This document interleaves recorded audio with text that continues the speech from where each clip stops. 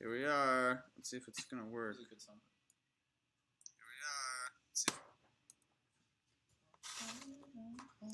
What's going on?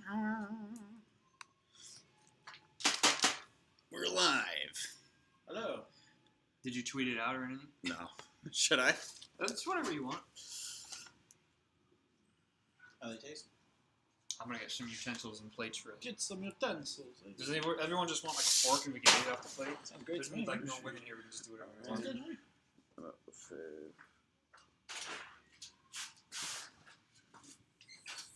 Twitch.org. Test. We need a cooler light. What would be the good light? I think the best light would actually You'd have be to back here. up a little bit, yeah. Yeah. We're gonna get all of us in the shot. Oh, thank you, sir. Eating weenies, smoking dogs. Eating weenies, smoking dogs. Thank you. Oh, is there something else? Is that a dirty one? Might be a dirty one. I got it out of the clean thing. Is it? Baldy, can you hear us I'll pretty just well? take that one. I don't care. Thank you. Oh, you good? I'm like that at home. Freak out on silver. So dumb and shit.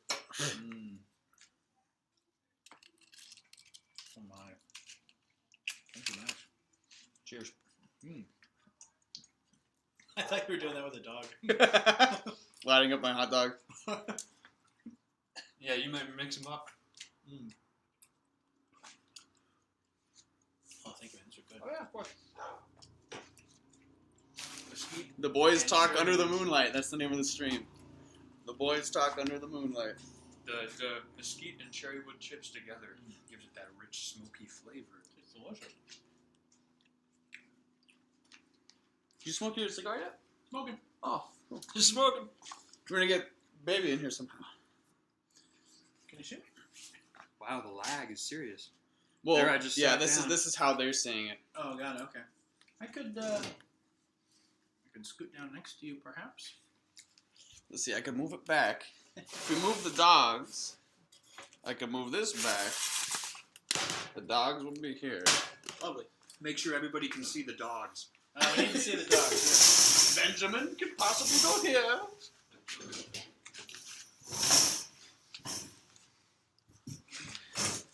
Let's see. To get real close, real friendly here. Thought you had it, and then you moved it. Whoops. Hello. Here, look. Here, he moves it again. Oh no, it's good. It's good. It's good. I know. Just Good. kidding. Hello. Making fun of 5 seconds ago, you. It's easy to make fun of the past. Hindsight's 20/20. Have you heard of the high elves? Somebody say that? That's original. I never heard that one.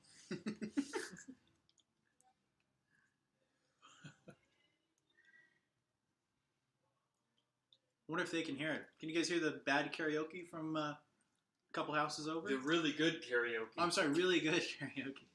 It's tremendous. What are you guys up to tonight? How many people we got in here? Ooh, yeah. I don't know. How many people do we have? I can't see. Frozen. 7,381. How many? 11. Oh, wow. 11. Let's get out on these Vinas. Ooh, yeah. Oh, mine's really good. You like it? Max just made these dogs. Oh, wow. Are you smoking while eating a... Yeah. That's badass. It's badass. Which one's which? I don't know. Made a post on my Instagram about you earlier. What was it? About me, I think. Or about... Not me. About us. We're living quite decadently over here while But you there's sent it to me. a lot of Hey, it's people are King. suffering. What's up, Kig? I'm not going to give away any kind of bucks on my stream. Books? Bucks? V-Bucks. Let's go The hell private. is a V-Buck? I don't know what a V-Buck is. Yeah, we need to go private for that. Mm-hmm. And then did you tell them about your OnlyFans yet, or are you still kind of shy about that? I'm still shutting up the OnlyFans. Okay. So I'm not going to give anyone the link yet. What's going to go on there? Ben recommended Josh, Yeah. who is actually a man. It's not a wine. It's a guy he thought we could hang out with. Oh, he's a nice dude. So thanks for that recommendation, Yeah. Ben. For Yeah, I think you'll be a big fan. So far, he's been pretty nice. Yeah, pretty smooth. You know what I'm saying? Yeah. He's a Cabernet Sauvignon. Yeah. 27, blonde hair, blue eyes, loves long walks on the beach. But yeah, no, really, Josh wine, delicious. Cabernet Sauvignon. Tasty That's the stuff. one. Motherfucker. Trying to get out of the If then we thing, can get it open, we'll tell you how it tastes. That's a good sign. Did you break the cork? Yeah, I broke the cork. Aw. It's a good sign. Oh, man.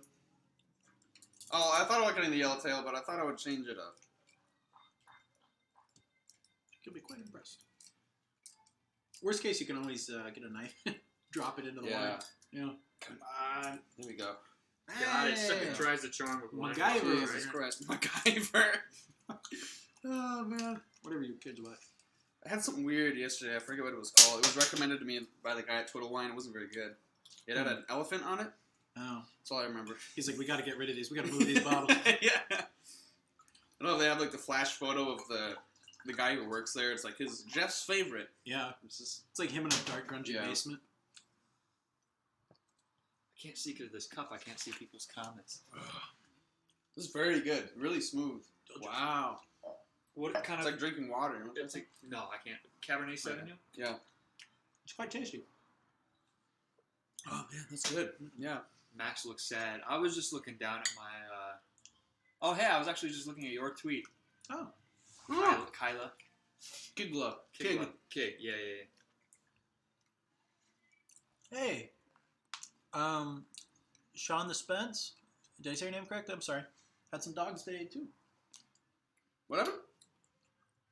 The wine. Right there. Sean the Spence. Oh. I had some dogs today Oh, nice. myself. Nice, man. It's 4:30 a.m. What the fuck am I doing? LMAO. Making good choices. Yeah, indeed. Cold in July, similar to Wind River and Hell or High Oh, Water. Cold in July was really good. That was the one with Michael C. Hall, right? And Don Johnson, correct? Good movie. Really good. Almost I dare say, a mild No Country for Old Men vibe in some parts. Yeah, he compared it to Hell or High Water, which of course is amazing. Great. Yeah, it was really good. Yeah. Hell or High Water is fantastic. Cold in July was pretty cool. I liked it. Is it on Netflix? Maybe. I'm not sure. Did you Max, see Wind do you River? still edit all the videos? I don't know. Emmett edits the Morrowind videos. We've been sharing editing duties when it comes to like Oblivion and Skyrim, and Emmett's been editing all the Morrowind one. He's totally taken the reins. Baby Bob. Goochbot followed. Thank you, Goochbot. I don't have alerts set up on OBS yet. I just downloaded OBS like 5 minutes before we stream. But Big doinks and appreciate Amish. you. Big doinks and homage. Remember that guy? Yeah, I remember that guy. Oh, you're an I hope Amish. he's doing okay. No, he passed away. Oh, You didn't know oh that? my god. Yeah. Well, hope Sorry. he's doing okay in heaven. It's messed up, dude. It's messed up, dude. I just said no, he Constantly died. nervous.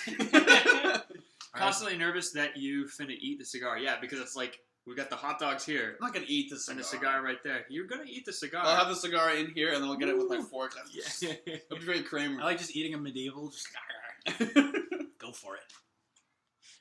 It's pretty good. This one's a Liga Privada. Oh, thank you for the garden compliment. T52. CD Oh. CD thought. I'm really T52. excited about it. I've got 6 corn plants. I'm excited. I want to make like a whole corn field that Emmett and I can run from something in some LaFave Bros sketch. You know, Oh, like a that'd be fun. little horror thing would be fun. Or we can just be frolicking. We could be Happily, frolicking. yeah. Children but of the the corn, Corn. I think the corn is like, Yeah. signs and Okay, children yeah. of the corn. Is it like gonna be that tall though? I hope so. That's like, maybe There's that's just like gonna be like 6 corn stalks. We like run through them. maybe that's like movie corn. We get lost in it somehow. Yeah. We got. If any of you guys know where we could get some movie corn, we need it for LaFave Bros. Participant lad followed. Thank you. Zucchinis hella moist, hopefully. Thank you, Pant Lad. Let's pour one out for Pant Lad. Love Pant Lad. Big advocate.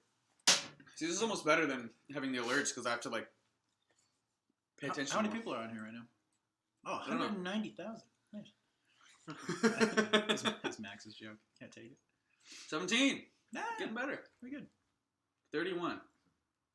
31. Wait, Baldy, which one is it? 17 or 31? Did it just jump? It looks familiar. Hey, be easy on Baldy. Baldy's a good man. Rukanga? Oh, the dude. The dude. The dude. I don't know that the emojis on here are weird. Howdy, y'all. Sending a good vibe. Stay safe, boys. Yes, indeed, we will. Yeah, howdy. Everyone, link redeemed highlighted message 100. Kig says Emmett. Thank you, Kig. Hello, Kig. Oh, yeah. How are you guys passing the time in your quarantine? Can we change the category to just chatting? So Battlefront 2. Battlefront 2 is the That's my category? Hell Yeah. yeah. Yeah. Someone would fuck the bald guy. Thank you. Appreciate that. I would fuck I would fuck the bald guy. Nice. Thank you so much. Appreciate it. It is just chatting. Oh, okay. Maybe I just haven't refreshed it soon enough. Thank you, Baldy. I'm sorry. I shouldn't have doubted you. Never doubt the baldy. Playing Doom Eternal. Is that the new one? I heard that's pretty good. Yeah, I saw the guy on Rogan. Yeah? One of the creators of the game. It's funny. Looked pretty cool. Yeah. Yeah, I heard it's a very Christian game. The hero that you play as is like a virgin and you just kill demons. Oh, wow. Yeah. Is that canonically a virgin? It's really weird. Based. So many questions for Max. He recites Bible verses and then fucks shit a up. variety of things. Oh wow, this is a big thing. History, literature, blah blah, different music. What's your philosophy of interest? All those Emmett just burps and farts. His interests are irrelevant. Damn. Wow. That is a harsh. Hey, he also poops. Come on. Thank you. I do poop from time to time. I'm gonna poop after this meal. Oh man, I don't know. I'm very distractible, which is why I have a lot of different interests and I never follow them through to mastery. It's actually not the best position to be in. Jack of all trades. Yeah, master of that. Nada. Master of But making. thank you. Yeah, I have a lot. I'm very distractible. Now I was blacksmithing and now I'm gardening. That's you cool. know, but that's just because I can't blacksmith anymore because the classes closed down. I can't do that online. So Did you show him Didn't you make one of those Jules? forks? You made one? Blacksmith? yeah. I think I posted that to the Anarcha Sagas That was video. I pretty cool. posted some. Thank you. Yeah. Yeah, love you, Emmett. Just missed. Yeah, we know. We love you too. Jules, subscribe. Thank you, Jules. We're all good. We're all friends here. Babies. Hashtag Jules. Hey, this channel is called Emmett LaFave. Please be respectful. We got Josh on the menu tonight for wine. Cabernet Sauvignon. Joseph Carr, a vintage 2016.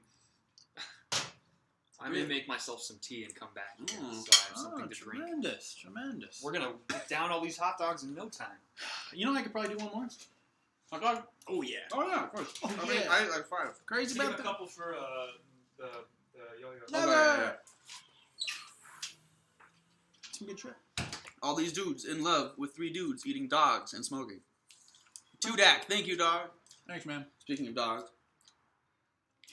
And if you guys are interested, Emmett and I have a separate channel called Unfazed Review on YouTube, and we post some stupid stuff now and then on there if you guys want to check it out.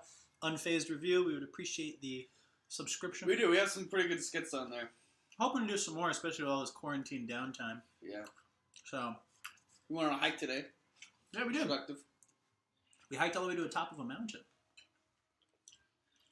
It's pretty good stuff. Yeah, it was pretty cool. Unfazed Review is where I go to come. It's that good, guys. It's pretty great. OnlyFans. OnlyFans. We're going to go private at midnight. Too many OnlyFans jokes. Yeah. You know OnlyFans jokes blew up only because so many people are actually subscribed to OnlyFans, though. Yeah. So, you can't make too much fun, because we're all guilty of it. Yeah, true. I had one for like a day, and then I was like, I'm wasting money. Yeah, I feel you. Yeah. It is amazing how many girls make those. I know. They just kind of shake their ass and like. I mean, I'm not complaining. I subscribe. Yeah, no, it's great. It's kind of funny though. It's like once the ass goes away, But there's only titties. then it's just PBS. Yeah. It's just PBS. Yeah. It's true. Fenny! Oh my god. Not going out. Stolen goods now forfeit. I know. I don't know. We've been really good. I have like a... if you guys remember, I had like a peanut allergy attack over the summer. Dear God. And I went to the hospital. Fine. Totally fine.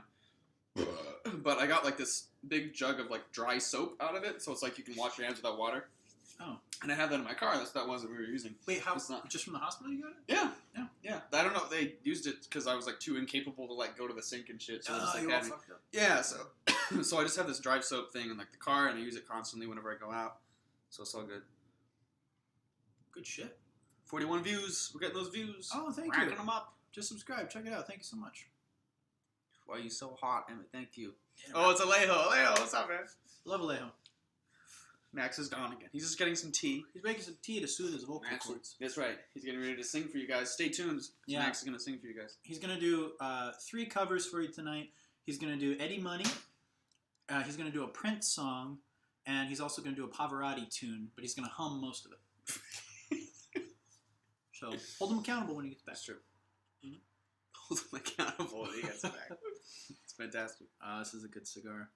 You know, it's crazy. We went to 3 different places trying to get cigars before we came over here. And first place was closed. Second place just had like bongs and stuff. And third place, Fox Cigar in Scottsdale. Amazing. You walk into the humidor, everything was open. They were selling big bottles of booze. Yeah. Yeah, they were selling them by the bottles. Since they couldn't have the bar open anymore, it was they were just great. selling their bottles of like Very whiskey and shit. Very libertarian. It was liked great. it. Very Yeah. libertarian. It was nice. It was like Vice It City. was like a GTA store. Just Yeah, cigars. like you and literally bottles walk in of- and the yeah. dude's like, I'm happy to be in business. Yeah. And he's like, what do you boys want? We go into the humidor. Oh, Got all these cigars. And then just like bottles of Buffalo Trace whiskey and fucking Tito's vodka. And he's like, take your pick. Whatever you Yeah, want. it's great. Whatever you want.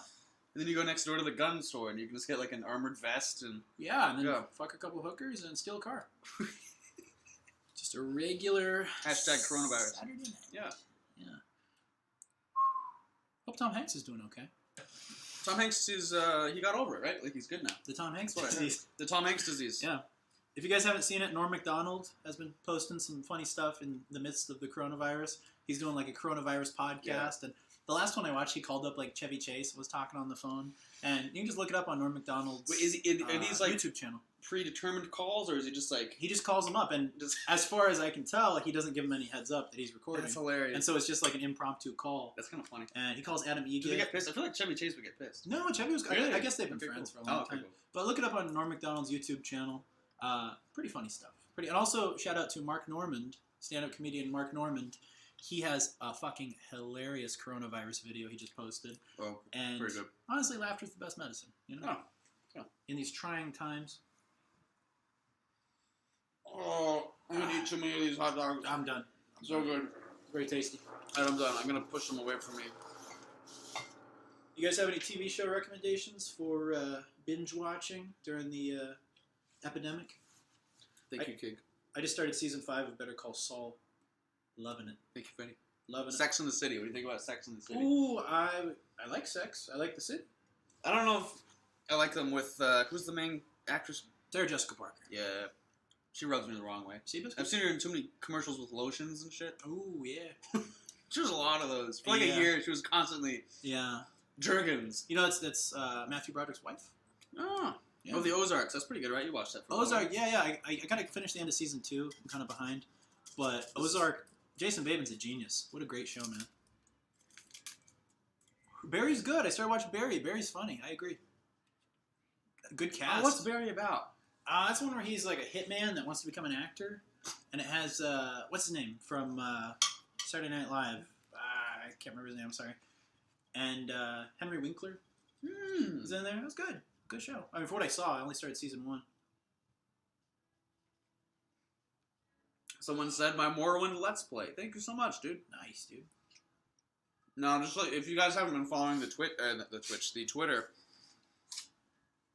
all that stuff's kind of on hold now because my 360 stopped working the other day. Oh, fuck. I know, and all the stuff I was playing was on there. So Damn. I've tried every way to get the data off of that, but I think I just have to get a new 360. So Remember the first video game you ever played? wow, the first one I ever played would probably be the first one I actually got into was probably Street Fighter 2. Oh, sure. Good Yeah, one. Yeah. What console did you have when you were a kid? Super Nintendo. Super Nintendo? Yeah. Nice. I was a Sega kid.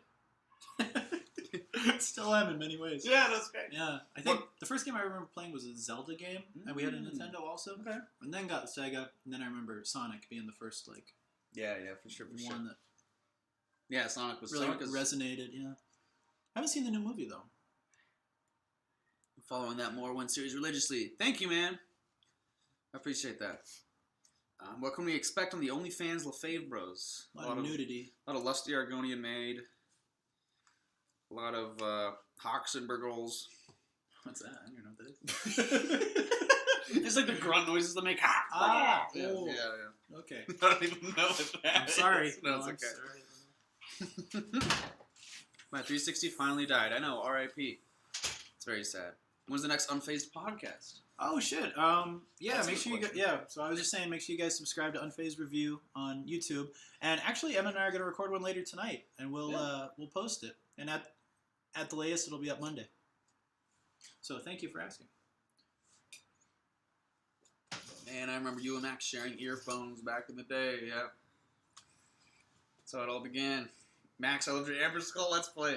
Oh shit. Oh, thank you. That was a lot of fun, actually. Yeah. I should do another little horror Let's Play. I like those. They're kind of cozy, and with everybody inside now, working from home or whatever, it'd be nice to make some more tea, do another little, 10-minute apiece indie horror sort of playthrough on an Arkham Sagas there. Hibiscus? Or green? It's a peach tea. Oh, nice. Yeah.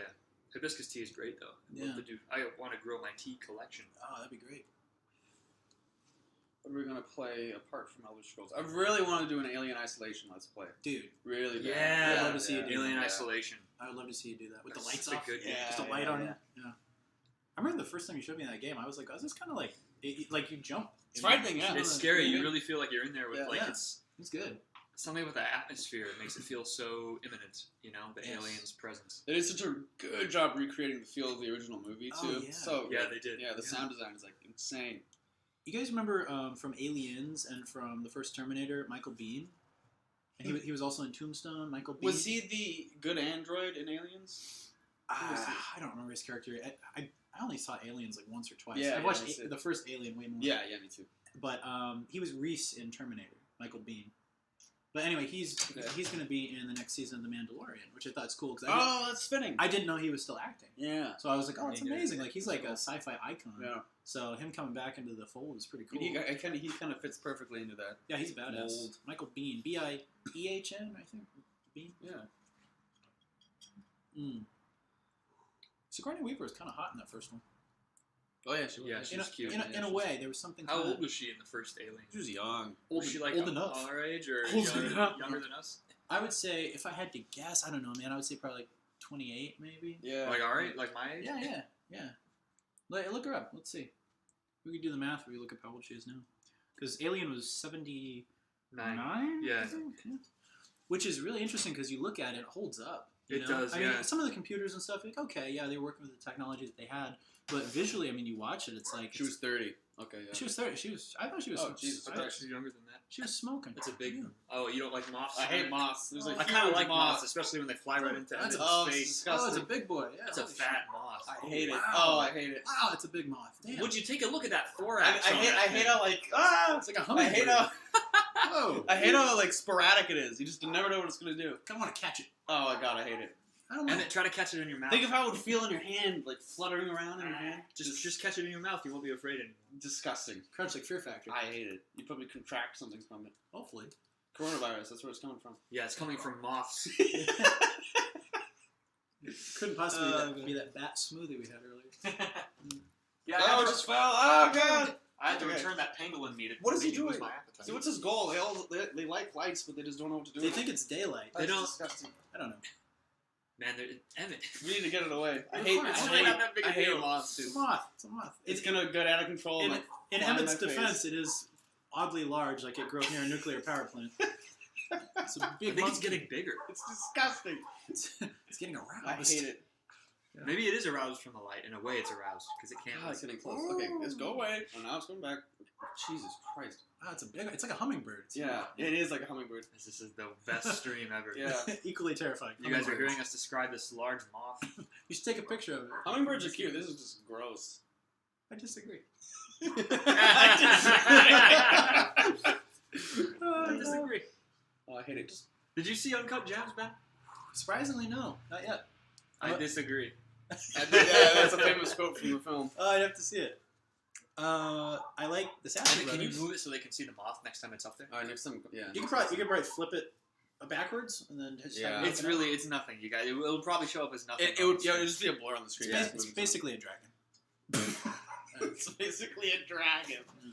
Oh man. Safdie Brothers are so great. Yeah. Uncut Gems is like, Is this on a phone? This is on a laptop. This is on a laptop. this is on a sort of legacy MacBook. Yeah. Legacy man. This is on a 1992. Danimal PC. Games. Subscribe. Thank you, man. Appreciate you. Woo! Pouring out for Danimals. Pornhub. I like on Pornhub how it's like, stay at home. And then it's like a girl in a hazmat suit. Have you seen that? No. I've actually never looked at porn. Oh, really? Now this is awkward. What about 3 times? How is it hot? Is she like naked under the hazmat suit? No, it's just funny. It's just funny. Like on the top, it's like, stay at home, jerk off. I heard that aren't they trying to entice people to stay home by giving away like Pornhub Premium for free? And there's certain countries where it's like higher. Yeah, risk. yeah. I thought it was free already though. I don't know if it's associated with the coronavirus. I thought that Pornhub was doing something to make it so that people would stay home. I don't know. Jules. Not appropriate for class. Naked under this hazmat. What's that emote? I hear Radiohead from the neighbors. Is that Radiohead? Yeah. They were playing. I made a tweet about it. One time I was swimming out there right before we surfaced it, and the whole time I was out there, I was doing laps, and those same people were playing Old Town Road on repeat. Oh. I was out there for like 15 minutes. They were just playing Old Town Road over and over. As you're swimming back It and was forth awful, in like yeah. the small pool. It's fucking annoying. You stopped hearing it. Everyone stopped playing that song on the Finally, same day. Like yeah, a few yeah, months you're ago. right, you're right. Isn't that weird that things kind of come in cycles? It's like 3-4 months. It's like that's all you hear. Yeah. And then Well, Old Town Road was like extreme. It was extreme. Yeah. that's a bad one. I did teach it when I was teaching piano up here. Yeah, I'm sorry. I like Lil Nas. He's great. he's But a yeah, funny guy. I don't want to hear that I don't song want to hear again. that song again. Oh yeah. Any music recommendations, guys? Don't trip me out with my cigar. Yeah. Any music recommendations? Yeah. Yeah. Anything new? Anything we should check out that doesn't suck? It's not Old Town. Swim till I can't no more. Oh, that's a Swim till I It's a can't classic. no more. Yo, what's going down is a masterpiece. Baldy loves the video. Oh. Baldy, we love you. That's the only video I've ever uploaded that has 0 dislikes. It's like 200 likes. There was. I And gotta like show it to thousands Ben of now. Coronavirus. Sorry. I'll show it to you after this. Okay. I don't know. Okay, let me I don't know how to explain. explain it. You explain When it. Emmett was young, he did like a rap and he put like synthesizer string chords behind it, and it was just him messing around like it was nothing. It was the Yeah. lyrics were like bizarre and didn't make sense. Yo, what's going down? I'm the coolest that there's ever been. You know, Yeah, like he yeah, was like yeah. 13, and he put like this backbeat and like these chords, and I uploaded it to my personal channel with a like bunch of old pictures a of me. slideshow of like old flash photos of Emmett when That's he was right. like Who was singing? Me, Emmett I was was rapping. you were rapping. So Oh. it's Emmett like Yeah, it was like 13-year-old me rapping. he's like eating Yeah. tuna. He's like playing his Fucking PSP, hilarious. eating tuna out of like a big thing. I With love like it. braces on and like. I love it. You had can- braces? yes. Yeah, you can drop links. Yeah, braces. Yeah. Oh wow. My Good for gums were like malleable, so I only had them for like a year, and I was Wow. gonna do that. Yeah. Gums are very Now malleable. you'll come Yeah. over. Well, I know some people have to have them for like 5 years and shit. I feel so bad. It's Yeah. crazy. Yeah, but the downside of that is that if I don't have my retainer in for like a week or more, it's so excruciating. Like you put it in, it's like, Oh, so you like, gotta really, keep it in pretty yeah, yeah. So really. retainers are kind of a permanent thing. Huh? Yeah. Mhm. Wow. They're shit. supposed to be. I lost Yeah. mine like. I lost my retainer. I I don't know what happened. I was on the school bus and I just bam, it's gone. Oh, you sound like Francis Boogie 2988. Oh yeah. I don't know what happened, guys. I lost my retainer. Lost my retainer. God. Good shit. Please link Limp Bizkit. All I remember is that it was that Trex guy video where they're playing Limp Bizkit, or was it someone else? I wouldn't Google it. Biscuit Yeah, like your yeah. dick. That's what it. Yeah. I would Google Limp Bizkit. You know, it's a lot of kind of butch lesbians dress like members of Limp Bizkit. I don't remember what members of Limp Bizkit look like. Well, Yeah, look at a yeah. butch lesbian. I'll tell you. Yeah. There's a lot of great lesbians out there. I don't mind them at all, but I'm just saying the fashion. Okay. There's Like, it's something like early going on. 2000s. Like Yeah, it's almost like I think what happened is maybe they were like, oh, this is how dudes dress, and a lot of the kind of more masculine lesbians started wearing the big cargo you're talking about like shorts. bigger clothes and stuff. Yeah, definitely. No disrespect to the Limp Bizkit or lesbian community. Interchangeable. Yeah, so it's one thing. You know, it's one thing. Now you're a rock star by Smash Mouth. The best 2020 advice so far: look at a butch lesbian. Wash your hands. Dungeon Synth. Who said Dungeon Synth? How do you know Fenny. about Dungeon Synth? That's pretty cool. Fenny is the guy who plays a lot of tabletop RPGs, and he said he listens to your SoundCloud soundtracks. and he plays Oh, them. awesome! Thank you, my man. Max does make really like just Max make good shit. Thank you. I love more. Speaking of Dungeon Synth, I love Mortis. yeah. If you guys like Mortis, I have an interesting quick story.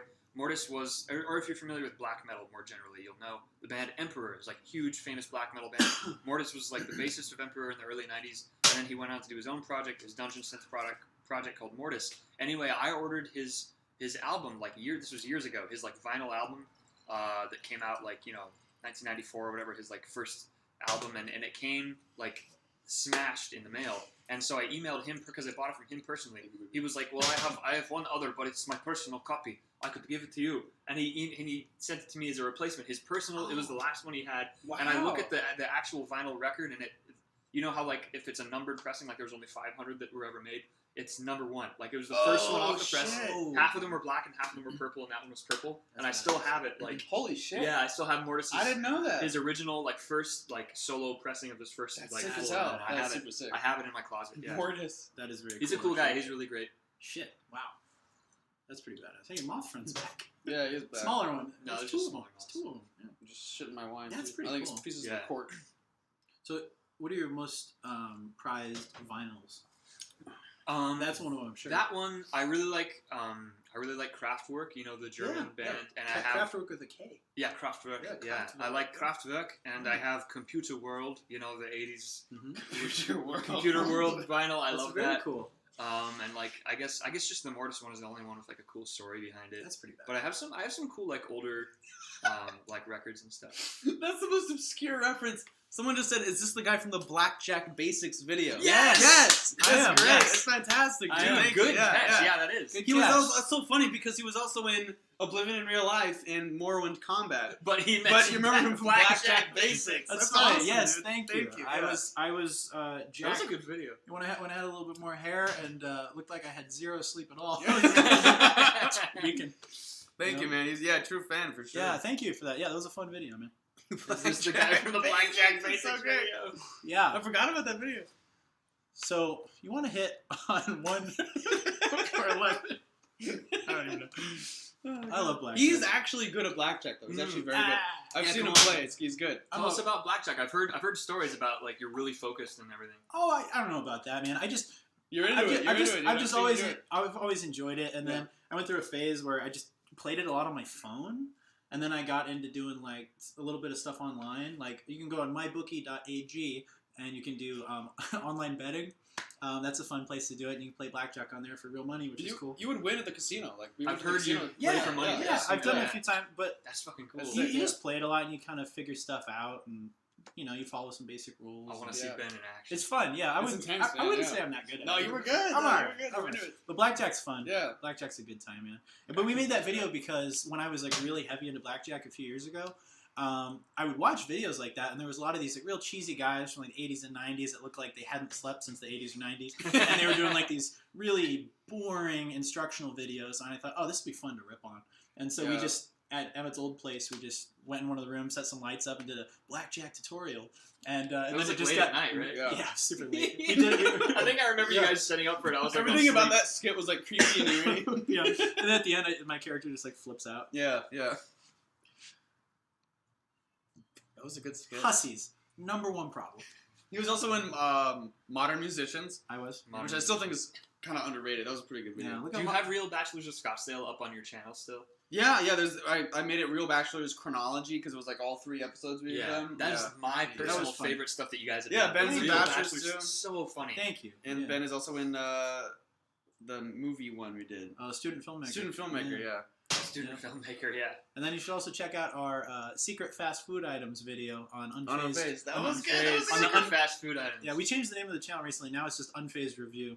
But check out our secret fast food menu items. If I could Wally, if you can link the Unfazed YouTube page, I would be forever grateful. Oh yeah, that'd be Gee, great. the cocaine scene. The cocaine scene, yeah, that was a good one. Yeah, Baldy, if you want to link that, we'd love you forever, man.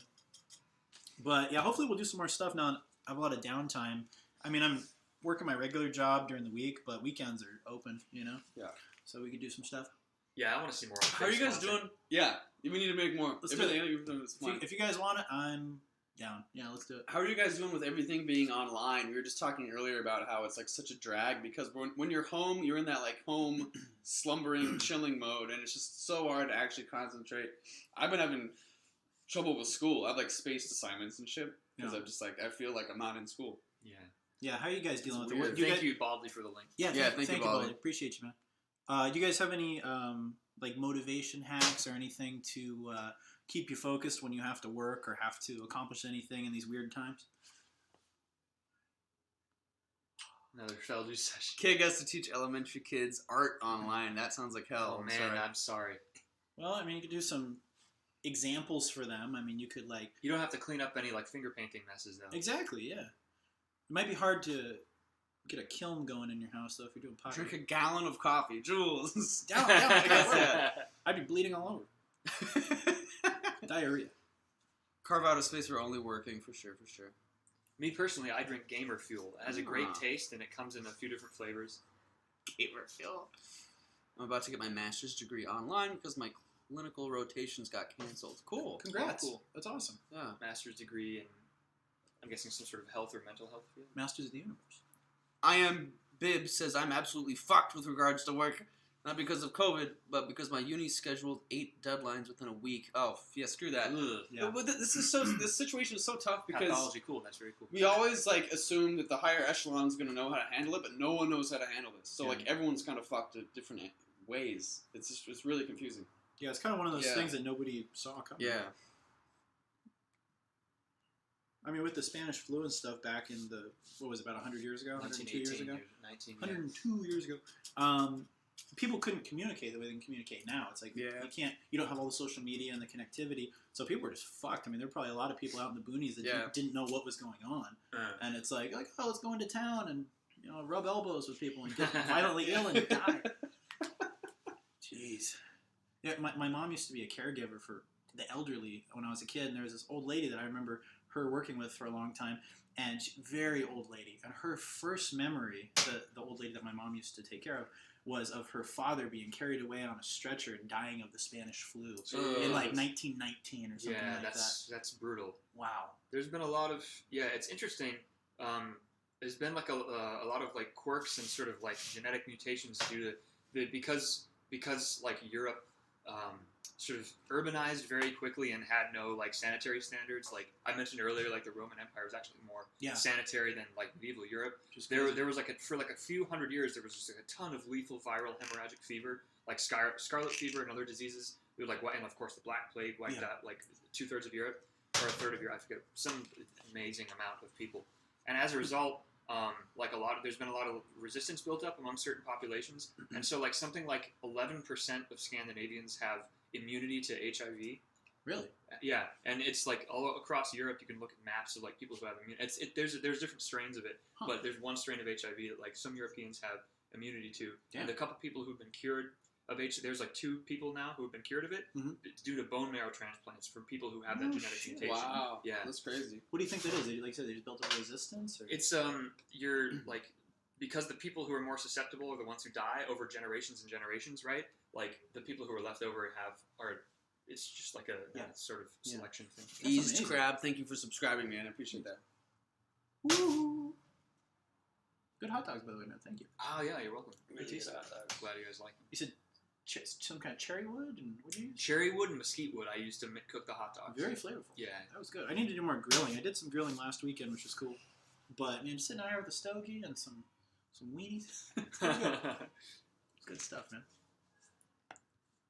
And wants to talk about cool boy stuff. Oh, cool boy. Cool boy. What does that mean? I don't know. He's good. You like the Yeah, I Josh? don't like, Mosquito I don't like wood. statistics so much. I don't understand it. You like the Josh, though, right? I like the Josh. I told you it was The tasty. Josh is so smooth. I found that The Josh looks so good. I wish I could have It's the really Josh. I love my tea though. the tea's good. The tea's Tea's good. good. What can you say? You can drink tea and drive. The tea's good, but it's not as good as the Josh. Ah, come on. Just say. The Josh. The You got the Josh. Josh. The Josh. It's a Cabernet Sauvignon. Cabernet Yeah. Sauvignon. Okay. See, see. What was that one you were talking about? You said the Chateau 1945. What was that? Talk about The 1945 Chateau Petrus. I forget if that's the exact year. Just some like hoity-toity wine that's like $1,200 a glass. Have you guys seen what is it called? What is it called when you're like a wine expert who does drinks for Connoisseur? restaurants? Connoisseur? It begins Oh, with sommelier? S. Sommelier. Yeah. Have you guys seen?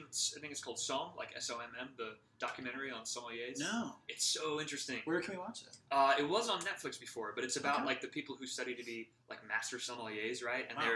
they have to go through like this intensive course where they have to memorize like all the different regions in France and Italy and yada yada, Wow. and like all the different years. And there's like an ultimate test where they have to do a blind testing of like it can be any kind of wine. And Boxed they have to, wine. They have to Yeah. identify it. And Shit. like, yeah, it like Jesus makes your it like Christ. these people go like insane. They like get really competitive. That's wild. You know, they obsess over it. Like, What a thing. I wonder how much they get paid. Probably if you're at a high-end place or a vineyard or something, you'd probably be making bank. there's only there's different levels of sommelier. I'm not sure the specifics, but the master sommeliers, which is the one that they were studying for, there's just like a handful of them in the world. So yeah. It's like master, expert, wino. Wino. That's the most like throwaway soccer mom who drinks wino. I deserve this. I've had a hard week. She's Honey. at the top. She's at the top. Honey, I think you've had enough. I'll tell you when I fucking have. God damn it. Don't tell me how to live my life, goddammit. The Chad Wino and the Virgin Sommelier. Just downs box wine. Yeah. Journeyman is smelling grapes. Smelling just the grapes. Smelling grapes. I've only had box wine once, and I remember vomiting profusely. I was with one of my buddies, Alan. Oh, yeah. Shout out to Alan Himmes, Himmes. But we were drinking from a box of wine, and then we went out to the Made clubs some and meat. stuff, and we drank a bunch of other stuff. And I was vomiting within an hour. Holy shit. It was so You gross. sure it wasn't the other stuff in addition to the box Maybe a wine? It mixture. had something to Maybe do with it. But It's there was so funny. something with that bag of wine inside. It was just like, Yeah, it's weird. It's so funny because I've had a guy who watched the Oblivion Let's Plays who always said, Emmett, you gotta try boxed wine. It's like the best. So I don't know what to believe now. Boxed wine is the best. Emmett, you also got to try Quaaludes and heroin. I'm something of a great smeller You can't myself. get Quaaludes anymore. You can't get lewds anymore. Thank They God. don't make them like Thank they God. do. Oh, shit. I love that scene in Wolf of Wall Street. He's like, and if you want to try one, you can't. He's like, Yeah, I probably butchered the quote, but you know, he's like, Yeah. Tropical there's no Jake, more. what's up, man? Box wine ain't bad. My palate would betray me real quick if I attempted, what does it say? It's a sommelier life? You become a sommelier by looting all the vineyards in Oblivion. Yeah. I do love some good wine, though. You guys all like red wine, right? Is your favorite? I love red wine. I love Yeah. red wine. I'd say Cab is my favorite, then a good Merlot. I can't do white. I can't do like Racist. most shit. I had my favorite red wine that I had was a Baco Noir, which is like a rare. I only had one Baco Noir, but it was really good. No I think try it's it. like a smaller grape. I'm not sure. Remember the time Oh, you, Jesus remember Christ. the time you made mead? Yeah. That was East good. Crab. Thank you, man. Holy shit. What do we have here? He just gifted subs to like 5 people.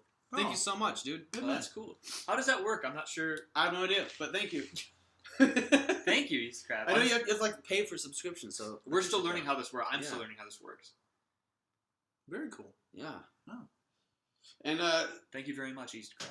That's nice. since the future of the Morrowind and Oblivion Let's Plays are kind of on hold right now, and there's COVID-19, I'll probably do a lot of streaming. So Yeah, that'd be great, man. I'll probably do a whole lot of nothing. probably do a lot of nothing. That was funny. You can gift random subs. For the music can affect the taste of wine. There's so many Studies about music affecting this and that. Music I can don't know affect if it's wine? Does that mean like when you're listening to it, it affects your brain, and then when you taste it, it tastes different, or it actually affects the bottle of wine? I think the first one sounds more plausible. Yeah. When I was in like 2nd grade, I did some science project about how like you put like a plant and then play rap music on it, and then Yeah. you take the same plant and play like classical music. It's It doesn't do anything. nothing to it. big. Yeah. Well, Next day you come in, the plant's covered in chains. yeah. This thing's a Oh, thug, man. man. It's a thug Venus flytrap. That'd be a really funny sketch. And the classical music one has like a wig, Like, a they were- powdered wig. Yeah, the classical music has a powdered wig. Yeah. Yeah, I like that. That's great. You play reggae for it. It's smoking a joint. Venus flytrap has like a blunted smell. Honestly, if I'm listening to heavy metal, I'm smashing that bottle and tasting it through the shards of my leg. All right, Wow. getting real. I like it. Getting real. Ooh yeah. I've been watching a lot of stand-up comedy lately on Netflix. Bert Kreischer's new special is really funny. Hey Big Boy. Also Tom Segura, Ball Hog, funny as fuck. Those guys also have a really good podcast, Two Bears, One Cave. Highly recommend. And also Tom Papa. I don't know if you guys like Tom Papa, but he has one called You're Doing Great. And I watched that, and it was actually my first exposure to his stuff. Hilarious. If you guys like guys like Jim Gaffigan and stuff, Tom Papa's hilarious. I would recommend checking him out. Let's check those out. Yeah. A resident comedy expert. Oh yeah. Oh Yeah. yeah. We were talking about our love for Norm Macdonald on a walk earlier. I do love Norm Macdonald. Norm's Those are good. like the two like stand-up comedians I really know are like Dave Chappelle, just because that's when like I started watching Chappelle's shows when I was like a teenager, and then Norm Macdonald just because I think he's hilarious, and I watched all that. I'm Not Norm, the YouTube channel where the guy uploads all the Norm clips. So Love great. it. Yeah, that's great. I've watched those a ton. Ben's done some good stand-ups. One of his stand-ups is on my YouTube channel. Oh yeah, that's good. A few times. Good, Yeah. yeah. I'd like to get into it a little bit more, but it's fun. Yeah. I still write stuff pretty often, That's but good. it's just a matter of getting up there and performing. I'm telling you, you should stream like a stand-up skit. Maybe I will. That would Maybe be I good. will. Stay tuned. Unfazed review. Do you guys like coffee? I drink so much coffee. I drink way too much coffee. But Jules, I only drink it like black and cold, which I know is like gross for most people. I think Jules is really into coffee right now. Jules He's been likes drinking a lot of coffee. You like Starbucks, right? I enjoy Starbucks. When I go to Starbucks, I just get like the ice cream. I get like the mocha frappuccino. It's just chocolate, like it's like a chocolate shake. Don Rickles, R.I.P. I agree. Don Rickles was a Don genius. Rickles. Mrs. Potato Head, Mrs. Potato Head. I like Bed sheets. Who the Oh, hell Jules, is black that? coffee. All right. Rodney Dangerfield. Rodney. I loved Rodney. He was I great. can't get a break for nothing.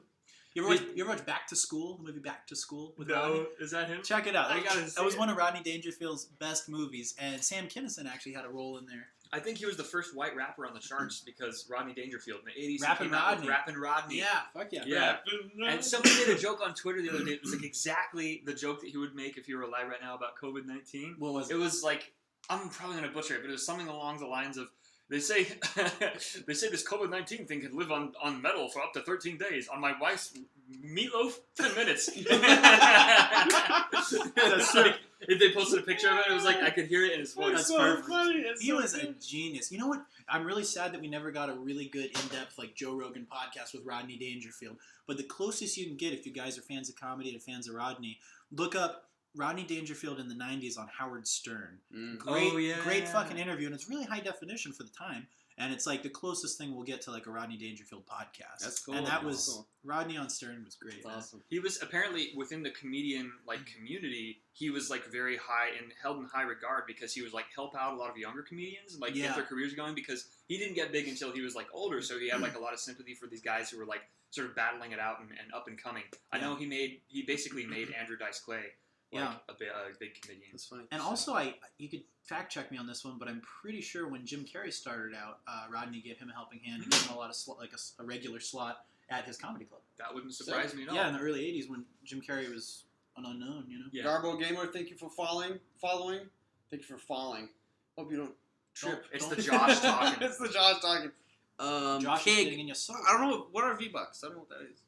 It's like, isn't it? I don't know. I thought that was in. I thought V-Bucks. I thought that was in Fortnite. Are V-Bucks from Fortnite? I don't know anything. I played Fortnite for like 10 minutes, and I was trying to shoot someone, and then he built like a tower. Fortnite currency. Okay, Fortnite, yeah. I can't do Fortnite. Oh, Fortnite. That's Fortnite, your favorite game.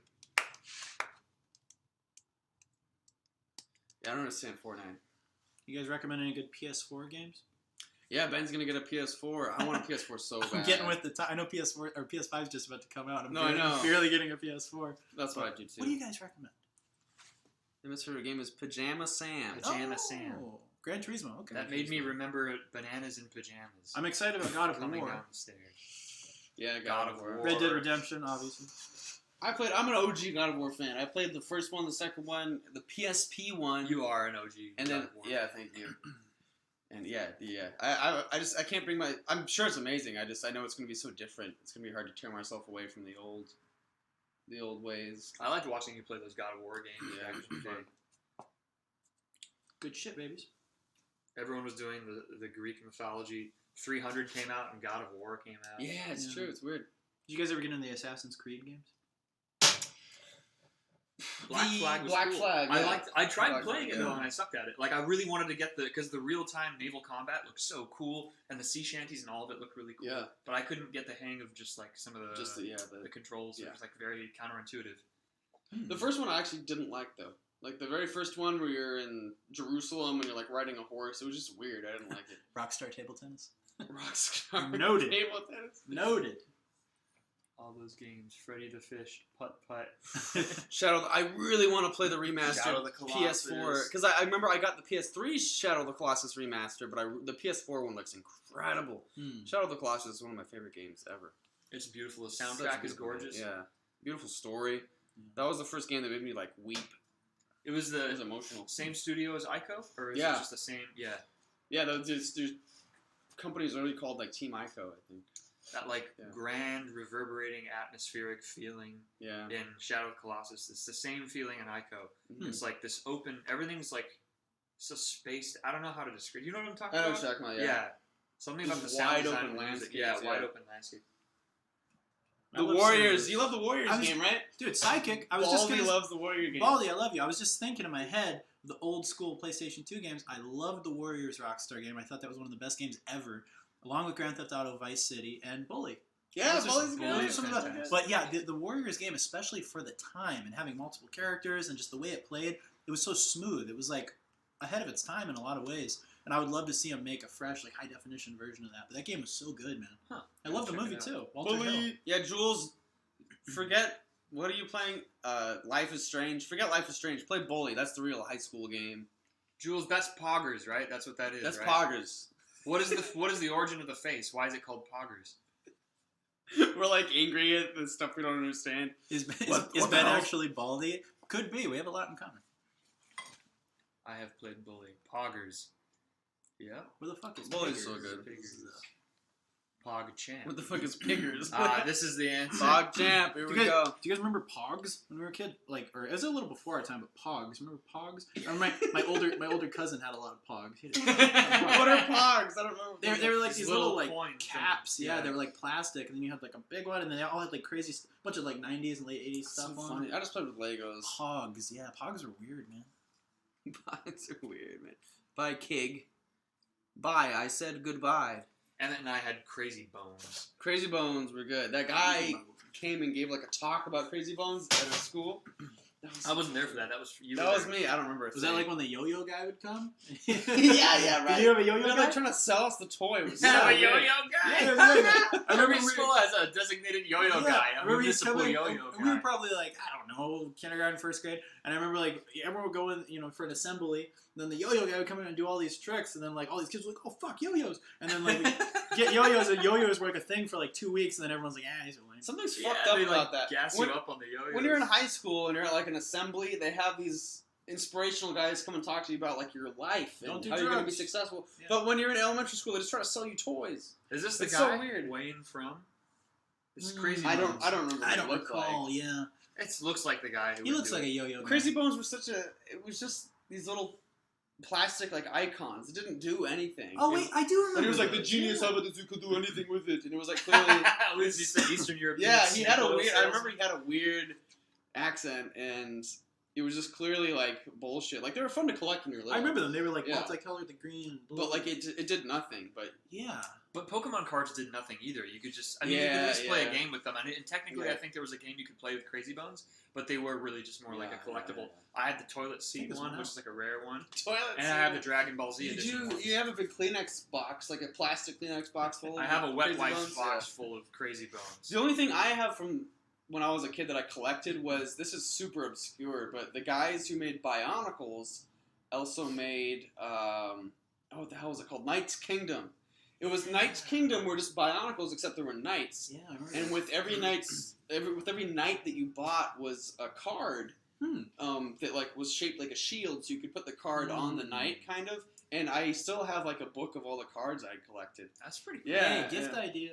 Bionicles I remember I had a lot of Bionicles. were fun. Yeah. Bionicles. There's a serious. I'm in a Bionicles Facebook group for some reason. I don't know much about the lore or anything, but the people are really serious Really in there into about it, it. yeah. They post like, they have like museum grade glass, like their Bionicles are behind Oh my it. God. One of them guys in the group has there's like 4 in like 2003. They made like 4 solid gold like Matanui mask things that come in like this special case. One of the guys in the groups has one of them. There's only like a hand, and everyone just like love reacted it, and Yeah. just like totally like all over this guy. That's and whenever incredible. a girl posts in there, everyone just swarms on it. A girl who likes there's like one girl who likes Bionicles. Jeez, she's like, I need to get the fuck out And of she's here. in the group, and she was in, and then she was out as That's quick so as she could. funny. Yeah. Yeah. The one biggest regret that I still have, it seems really pointless, but it's like it's still like, damn, I really fucked up. Max and I used to have so many Legos. But I remember I had like the Hogwarts. I don't know. I had like the Hogwarts like Lego set, and we had the Hogwarts Express. Our Yeah. rooms were next to each other, and the Express would like connect our rooms Mm-hmm. because we each had like a Lego city in our rooms. So we would have like this little mini economy where the Express would like deliver goods, and we each had like a fleet of X-wings and That's stuff. badass. And I remember one day when I think I was 13, you go through that phase where you're like, oh, I'm too old for this. And I remember distinctively I like bagged up most of my Legos and I just threw them out because I was done. And I had no idea it was going to Those are expensive. so expensive. Yeah. The same kind of like sets that I used to have are like hundreds of dollars now. Yeah. And that's still my biggest regret is throwing out all my Legos.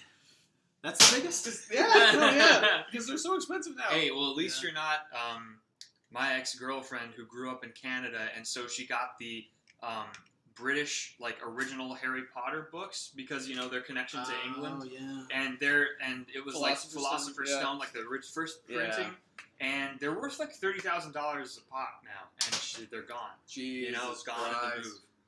You can't have that kind of foresight when you're like a little kid. Well, You see a toy. You don't understand that it's going to be this. Yeah. Well, that's why so many people, you see toy collectors and stuff, when older guys now, when they go and like try to get toys from like the 50s, 60s, 70s, if you find ones that are like unopened in their boxes, it's like so rare because kids would always just fucking destroy those. Yeah, exactly. So it's like, because kids don't think about that kind of stuff. Yeah, Like, the box, yeah. who cares? But so if you find ones that are like intact in the box, it's like they're willing to pay top dollar for these. Yeah, of course. Because sometimes you get lucky and like a warehouse never sold one, and it just ends up at the bottom of a box, the back of a toy store, which is or wild, a toy warehouse or something. Yeah, it's kind of interesting. And I remember that was another a tweet I made recently. I was going through my stuff because I moved back home and I'm taking out all these boxes. I found I used to buy multiple like when I could Jango Fett or Boba Fett action figures, and then I'd repaint them to make them look like other Mandalorians. Yeah. And I had like multiple of them, but I only found like one that had like a bunch of pieces missing. But I used to do that like religiously. My goal was to have this like Mandalorian army. You'd have to fact check me on this one, but I seem to remember on the toys that made us that show, the Star Wars toys, they were saying that the Boba Fett toy came out before Boba Fett was a character, like before Return of the Jedi came out. I heard something about that. And like, so the toy was out, and people were like, "Oh, what the heck? Like, is this going to be a huge character? Is this going to be?" And they were so ahead of the curve. They're like, "Oh, let's release the toys first, and then they'll get to know the character." Yeah. I just remember, this might be wrong too, but I remember the original idea for Boba Fett was he was going to be more connected to the Empire, and his armor was all white like the Stormtroopers. Ooh. So there's like old Boba Fett toys that are all white because he's supposed to be like kind of like in the same group as the Imperials. He's like an officer or something. And then obviously in the movies he's like a rogue bounty hunter. Yeah. But, What a cool character, man. I remember my dad ordering me a Lapras Pokemon card over the phone off of eBay. Wow. Yeah. Over the phone. Yeah, the Okay. Lapras, because I remember he was That's like very great, like that's stiff great. about it because he Yeah. didn't understand any of what it meant or what it was. yeah.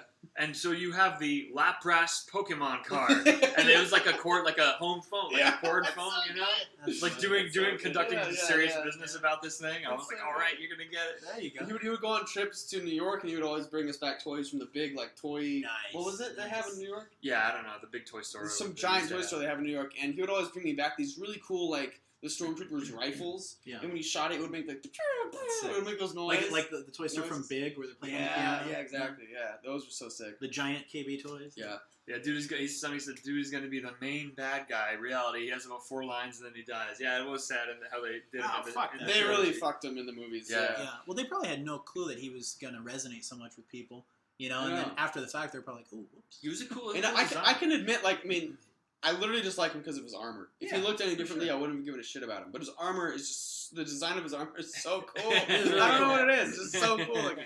And you're not the only one that thought that. Yeah, Because after FAO Schwartz, thank you. That's F.A.O. the Schwartz, sword. yeah. good call, yeah. But yeah, what was I saying? Boba Fett's Fett? armor, dude. Yeah, dude, badass. Just the aesthetic. Always people thought it was cool. Then they had those Yeah. Dark Horse comics. Yeah, the Dark Horse comics were incredible. You guys haven't read those? I heard Dark Horse is gonna get bought out by Disney, and that makes me sad.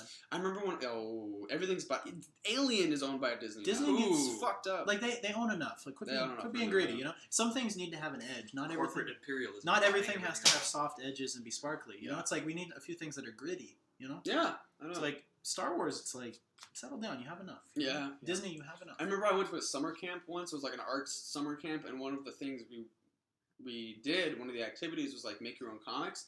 And I was in the midst of reading all the Dark Horse Mandalorian Ooh, comics. Yeah. So I still, somewhere I have like all these manual shittily drawn comics about the Mandalorians. And then later on, when Hasbro was releasing all the toys for episode 3, they had this thing where you could like make all these comics that featured their action figures. Good man. There are all these predetermined slides with like pictures of the action figures, Yeah. and I made like 5 of those. I made like Nice. 5 full comics. Would you submit them? Or you Is that the fun? Sith You can just Temple? print them out. It was like a little like app on their website. Yeah, one of them was called the Sith, The Sith Temple. Temple.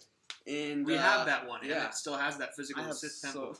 Opinions on new Star Wars. Not a huge fan of the Disney era. I liked the very last one that came out. It was the best of the new ones. But that being said, it's just not the same, man. It just doesn't have heart. It feels like a lot of people who don't know enough about Star Wars trying to make it feel authentic. Yeah.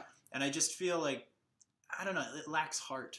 The only things I have to say about the new ones are Palpatine was his most terrifying when he was like the Wizard of Oz. He was operating behind the scenes. We know from episode 3 that he's not that great of a swordsman because Mace Windu like beats the shit out of him. He almost Yeah. has him. That scene still like gets me. It's such a good scene. But I hated when in the last one he has that huge lightning thing that he does and like Yeah. knocks out the whole fleet. That was so silly. He's never supposed to be an up in front master of the Force. What makes him so cool is that he's always like back there just like manipulating everything from behind the scenes. Yeah. That's what makes him so terrifying. So when they put him up front like that, like this incredible Force wielder, it just didn't fit his character. And the other thing, there's just so much. Oh yeah, the battle at the end was this is really specific. But remember the battle at the end when all those Imperial fleets came up? It was just like a ridiculous amount of Imperial fleets. Which movie? The final one, or whatever it's called, Rise of Skywalker. Yeah. The Palpatine had all this secret fleet that he just like summoned, and then this ridiculous amount of rebel ships comes down, and it was just such a big battle that it was like comic to me. Like I laughed when I saw how many ships were there. It was kind of like when we saw that trailer for The Nun. And that the jump scare, Yeah. the jump scare in the trailer for The Nun when she's my holding the God. lantern and she turns around and someone walks by. Always. The bass hit distorted the speakers in the theater because it was so loud. And that I could cracked not up. stop laughing. Yeah. I've never seen anything so comical in my life. Yeah. We were in the theaters to see. Yeah. Do you guys remember the Slender Man movie? Came out like 5 years too late to be relevant. Emmett and I saw Slender Man in theaters, and of course, you know, for a horror movie theaters, they play horror movie trailers. And yeah, the Nun trailer, it was like shh. And it was like, like was so loud those and- TikToks were like the basses. This sort of, it was like that in the physical in the theater, Yeah. and it like wrecked all the horror value. Just made it so Yeah. comedic. Yeah. Dude, And- that's when I have a huge. Sorry to interrupt you. No, but that's it's when I have a huge grievance with is like The Nun. Those ones with like the little Annabelle, like those. So, ones, those are all the same people. the modern horror movies, it's like they don't feel scary at all. Not at all. It's like there's something about them that's just cheap and kind of Yeah, throwaway yeah. and forgettable. You know, Pale, dark-haired girl in a gown. Yeah. always, yeah. and it's always she pops out, you know, and it's Yeah. just like a haunted house in the middle of nowhere, dark history. It's like fuck you. But so that final battle in Rise of the Skywalker gave me the same effect as watching that trailer because it was just so big. It was like this is fucking stupid. Yeah. Like, it was ridiculous. You could tell like Too much going on. Yeah, you could tell the producers or whatever like we need the biggest battle yet, and it was just silly. It Like was remember, silly. was it in the first Disney Star Wars? They were like, they're making a Death Star, but bigger than Yeah, before. that's been their whole thing. Just like, we need to make things bigger. Nothing Just happened. inject I know, human growth yeah, hormone yeah. into the Star Wars, Yeah. you know. Yeah, it just feels cheap, and like Yeah. I said, it feels like a bunch of people who like have a very vague understanding of Star Wars, trying to make Star Wars movies, and the main characters they're not likable. Original Yeah. Pet Cemetery was fucking terrifying. And- I've heard yeah. about that. There was something about 70s and 80s horror and like some of the B movie quality that added a charm to it. Yeah. You know, Yeah. like I've said this many times, but the first couple Halloweens by John Carpenter, they were a little low budget, and there was something fucking terrifying about them. Making it low budget made it more like intimate and real, which made it scarier. Yeah, like the scenes where it's just Yeah. like empty sidewalks and Michael Yeah. Myers popping out behind a hedge, and you're Mhm. like, oh, he's gonna like go to kill these girls or these people, you know? And like it was terrifying, man. Yeah. And like The there's- thing was like for me, sorry, it was No, you're John fine. Carpenter's high watermark Ooh, of like yeah. of like brilliance, like such a Yeah, perfect. John movie. Carpenter is great, man. I wish he would have done a Batman movie. Ooh, that would have been Can you imagine so if, good. if John Holy Carpenter would have done a shit. Batman movie? That was perfect. That would have been perfect. John Carpenter doing Yeah. a Batman movie in like right around the time Tim Burton did. Hell, even if he would have been a producer on Oh Tim my Burton's god! Batman, Now I would've been- want that so bad. yeah, that would have been tremendous, dude. Oh my god! A John Carpenter Batman. That should have Last note on Star Wars. Baldy actually brought this to light for me. The fact, and this is so like obvious. It's like clear as day, but I didn't think about it. The fact that the Emperor is back means that Anakin isn't the chosen one anymore, and that's like the final disgrace. You were Disney the chosen clarified that one. the Emperor in the Disney movie was He's a a clone. clone. It's a clone. Bullshit. They totally Haha, tricked you. And that's the whole tone for A all mess. the Disney Star Wars movies is haha, tricked you. Every You single thought it was one of this, those but it's movies. really that. Every single one of those movies is a mess. It's just a mess. So that's what we think Yeah, of the. yeah. That somebody asked what we think Yeah. of the Disney Star Wars movies. That's I what we think think, we yeah. answered it. Yeah, they missed the mark and they just didn't have good direction. Yeah. You know, my least favorite of all of them was the middle one, the Last The Jedi. Last Jedi. I thought that was just so weak, man. Personally, Yeah. no offense if you guys liked it, but personally, I did not like it. Yeah. And Max and I, like, I'll admit, Max and I watched Clone Wars the other day. It was fucking awful. Like, it had a couple of really cool Clone Wars action was sequences, bad, but it was, yeah. like, hard to watch. for The most part. dialogue was shitty. Yeah. The Anakin Hayden Christensen. I love him because he's Yeah. because I love we him. grew up with it. But But yeah, he wasn't. A good I still think actor. episode 1 is, like, fun. I don't understand people's... I enjoyed the Phantom Menace. I Yeah, think yeah. part of it is because it came out while I was still young enough to enjoy it, Yeah. and like I remember having it on VHS and loving it. Yeah. And also like you said, the pod racing scene amazing, and also Pod some of the racing, best yeah. lightsaber battles in my opinion. Yeah. Like that last fight with Darth Duel of the Maul. Fates, yeah. Holy shit! Yeah, Like, that was fucking yeah. amazing. So I think there's a lot of redeeming qualities that Phantom Menace has. Even though there's a lot of silliness and Jar Jar Binks, yeah, we know. Yeah. But like there were still a lot of redeeming qualities. to Phantom Yeah, Menace. episode 1 is fun. Attack of the Clones is really bad. I'm not going to defend that. But episode 3 is actually, like, a great movie. That's a beautiful film. Yeah, episode 3 is fantastic. Yeah. The Yeah. whole thing is really good. Yeah. Yeah, I have a soft spot for Phantom Menace. Phantom Menace is fun. Yeah, and then- This is great. But for me, it doesn't get any better than the original. Darth trilogy. Maul is still scary. I think he's one of the best Sith Lords there are because hell he yeah. says, I don't like how they brought him back with like the General Grievous legs and shit. Just let him be dead. Yeah. But I thought like when those double doors open and he's just standing fuck there, yeah. that's terrifying. It's That's so badass. cool. It's so That's cool. one of the coolest Dude, scenes. And he it- looks like yeah. he doesn't belong there. Like the pink Yeah, marble right. and everything, all of a sudden there's just like right there. Yeah, wham, there's yeah, this Sith yeah. Lord. And he's almost like an animal or like Yeah. a demon, you know? Everyone He's like wants to know about the lore of the character. The less you know about him is what makes him so scary. I And agree That's with what's that. so good about yeah, it. that's yeah. what makes him so cool and, Yeah. and menacing. Yeah. No pun intended. But, Yeah, almost Phantom-like as well. Yeah. oh god.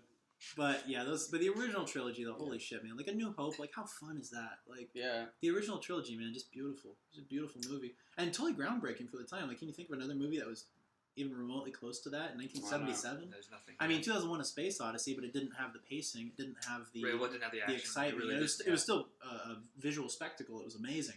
And Planet of the Apes, arguably, 10 years earlier, or however earlier, 8 years, whatever. yeah. But yes, like 1977, New Hope was like its whole own. It changed thing. everything It was a for, game like- changer. Yeah, Yeah, well, it really changed. Yeah. it was a everything. game changer. Yeah. And even there are a couple of sequences in Attack of the Clones that are really cool. The whole part where he goes to Tatooine to save his mother, and when he's on that speeder bike to get his mother, and it plays the Duel of the Fates theme. That's really significant because it shows you that he's got that fire of the Sith, and he gets revenge. That whole sequence is really beautiful. All the Naboo stuff between him and Padme is just like forget about it. Yeah, I know. Yeah. But I almost feel like Clone Wars and when was the what last was time it? you saw Revenge? Clone Wars? I feel like I haven't seen Clone Wars. that was my least favorite It's just- actually before the new Oh ones. yeah, it's everyone's So, least so I favorite. think I only Yeah. saw it like twice Yeah. when I was still a kid, and even when I was a kid, I wasn't crazy about Clone Wars. But there's one scene, the whole chase scene in Coruscant, when Zam Wessel tries to poison Padme using these worms. She puts them through the I don't window. remember This, that at all. this droid puts these worms through the window, and as the droid is taking off, it's a skyscraper, mind you. It's the coolest thing. It's like one of Obi-Wan's most badass moments where Doesn't he like jump out of a Yeah, window? Yeah, yeah, he jumps out Obi- of no hesitation. Yeah, Obi-Wan and Anakin run in the room. Obi-Wan immediately sees the droid and just bursts through the window I and do just grabs vaguely him. remember It's that, so yeah. fucking It could cool. the episode 2 could have been like centered on like this film noir, like chase through the city, That would've been like cool, yeah. investigating, Yeah. like who is doing. It seemed like it was headed that way, Yeah. and then it's interrupted by Naboo and him cut. Anakin cuts the pear in half and floats it over to Padme and says, Yeah. "If Master Obi-Wan saw me doing this, he would be very grumpy." Like, Yeah, what the yeah, fuck, dude? yeah. Who wrote that down? They Yeah, should have. yeah. They should have combined Clone Wars and Revenge of the Sith into one movie, maybe. That would have been Yeah, cool. yeah. Ooh, I don't know. That would have been Well, great. elements of it, maybe. Yeah. Obi-Wan has like the most badass moments in each of the prequels, though. In the first one, Obi-Wan's the he best. has the one where he's like, Yeah. "Oh, I'll use Qui-Gon's lightsaber." He jumps up and grabs it and kills Yeah. Darth Maul. Then Yeah. in episode 2, he has that one. Then in episode 3, when they crash land into that big ship when they're trying to save the senator, Mhm. as his ship is like skidding into the docking bay, he like jumps out of the ship and like starts cutting down the droids immediately. It's so cool. He's clutches Obi-Wan's so cool. So I guess Obi-Wan's they're the best. doing. Are they doing like an Obi-Wan series now? The Disney Plus thingy. Yeah. Yeah, which Yeah, I could be. don't If know. it's Ewan McGregor, I'll watch it. That's cool. Baldy says Sio Bibble had the best arc. He went from being an old guy in a room to being an old guy holding an orb. Sio Bibble! Somebody uploaded a video on YouTube that said all of Sio Bibble's lines, and in parentheses it says he has 21 or something. Like they were really excited about like sharing this knowledge with you, and it's all of Sio Bibble's negotiations. We've lost our communications. It's all that shit, you know, that he says. Damn. Oh fuck! I love Sio Bibble. Did you name this "The Boys Talk Under the Moonlight"? Baldy did. Oh, Baldy, thank you. Boys talk under the moonlight. Appreciate you. The boys talk. It makes it like vaguely romantic. Yeah. Love it, love it. Oh man. It's a good cigar. I like this. Yeah. But I'm finally most of my rage for all the Star Wars stuff has died. My passion for all the Star Wars stuff has died. Well, they just beat it Just- to death. Yeah, yeah. You know, and like I said, I went and saw the last one, the Rise of Skywalker. Yeah. I enjoyed it on the big screen, but I just went in having very low expectations because I already didn't like Yeah. the direction of the new ones at all. But I, kind of enjoyed it. It had a few fun scenes. I think at the end, Kylo Ren was actually kind of cool to see him teaming up with Rey. I was like, okay, this is fun. This is cool. But that being said, it doesn't come close to the originals. Not even in the same league, you know. Yeah, Yeah. I really like that I got to test the toys in 3rd grade right after the Phantom Menace came out. You did? Yeah, You tested so the toys? yeah, they brought like a toy, like executive or some marketing person into my 3rd grade class, and she had us play with these different. She gave us all these different toys. One of them was like, what's Jabba the Hutt, and like you could squeeze some goo out of him or something. And then we also got those gross. You can look it up. It's online. This disgusting Jar Jar tongue lollipops where you open it up and it's like, and it's just this, you suck on I his remember tongue. that. It's gross. Whose dude. idea was Whose that? idea was that? Yeah. There's, if you Google it, there, yeah, so, I don't know, but it Jar was Jar like tongue. we basically like played with these gross Star Wars toys in class, and that was cool. There's some creepy, sweaty guy in the corner videotaping me. Suck it. Suck Jar Jar's tongue.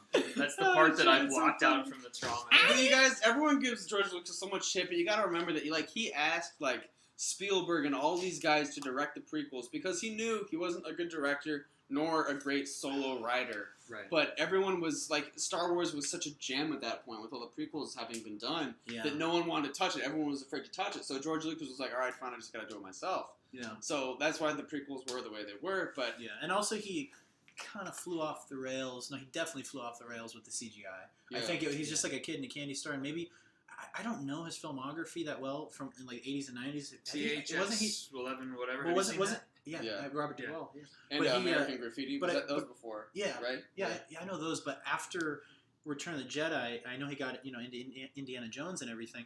But besides that, I don't know what else he did in that stretch of time between Return of the Jedi and Phantom Menace. I don't really know if he did much aside from Indiana Jones. Yeah. So I think when he actually got back into the director's chair, he just got way too excited, like a kid in a candy store with the CGI. And then I even remember seeing something on YouTube. You guys can look it up.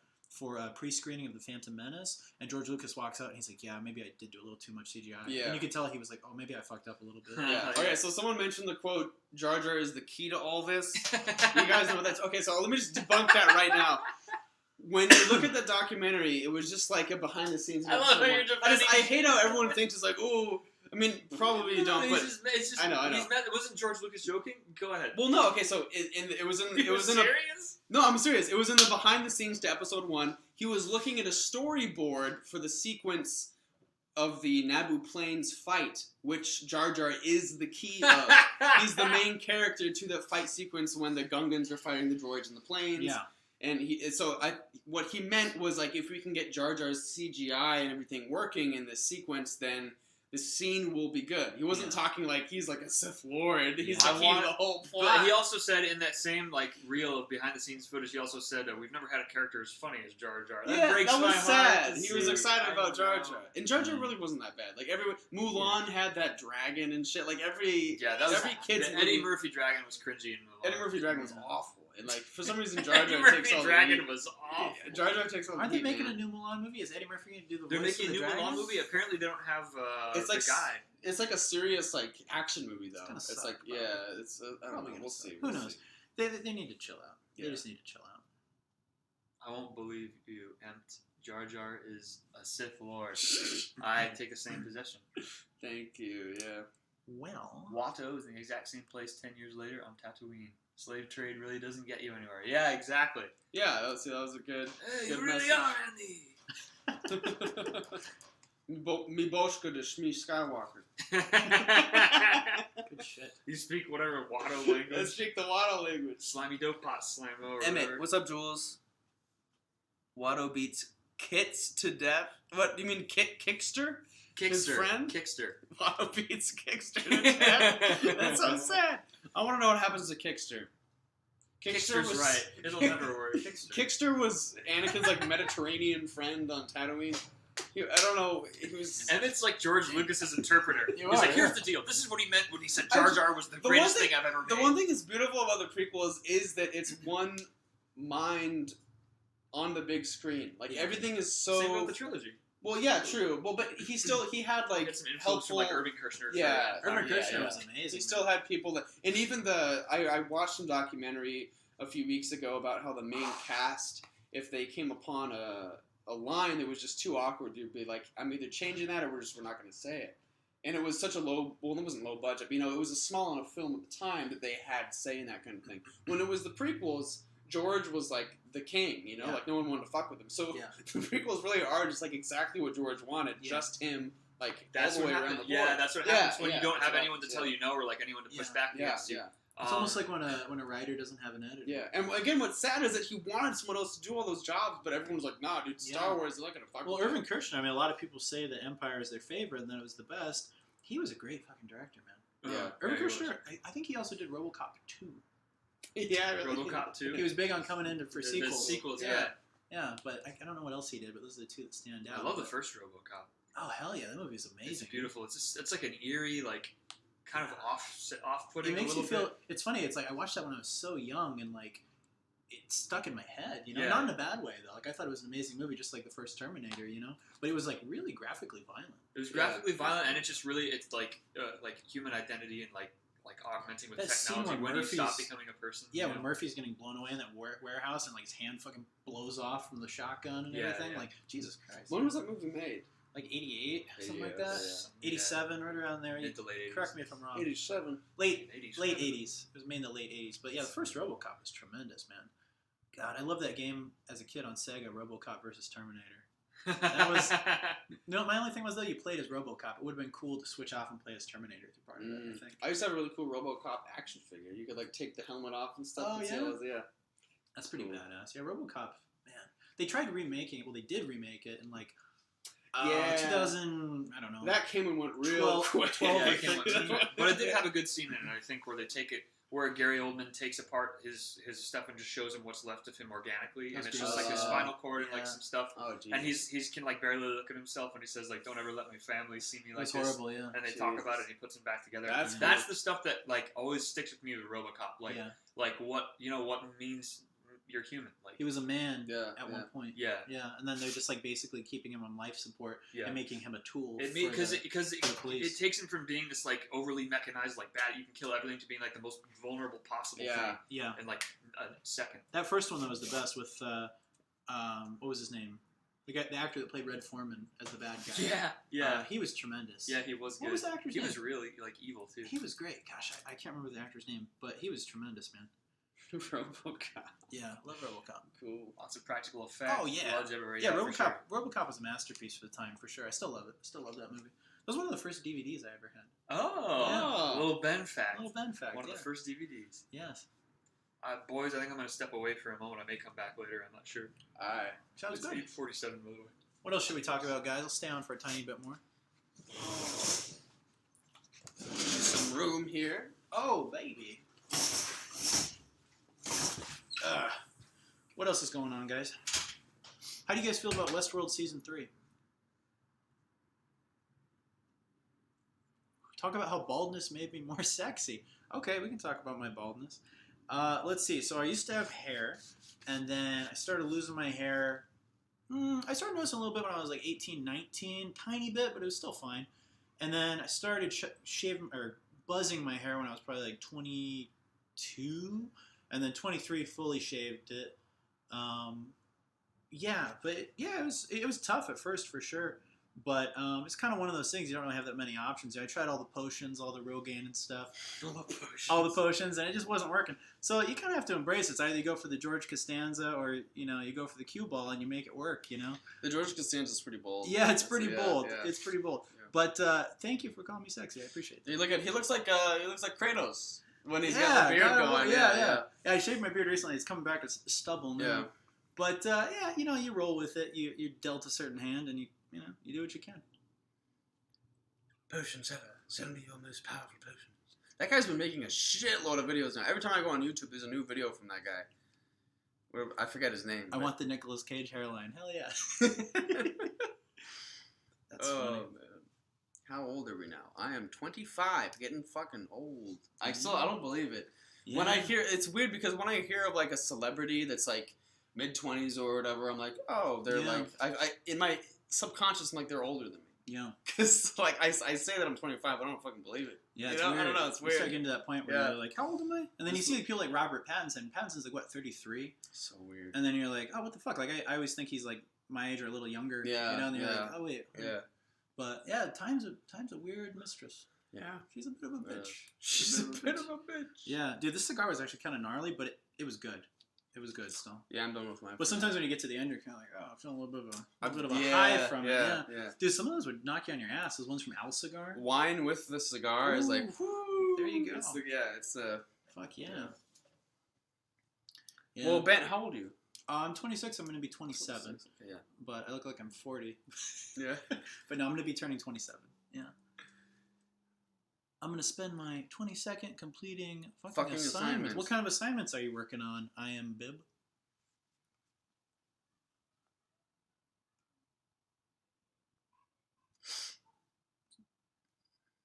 Fucking physics. Oh, shit. Fucking Okay, physics. man.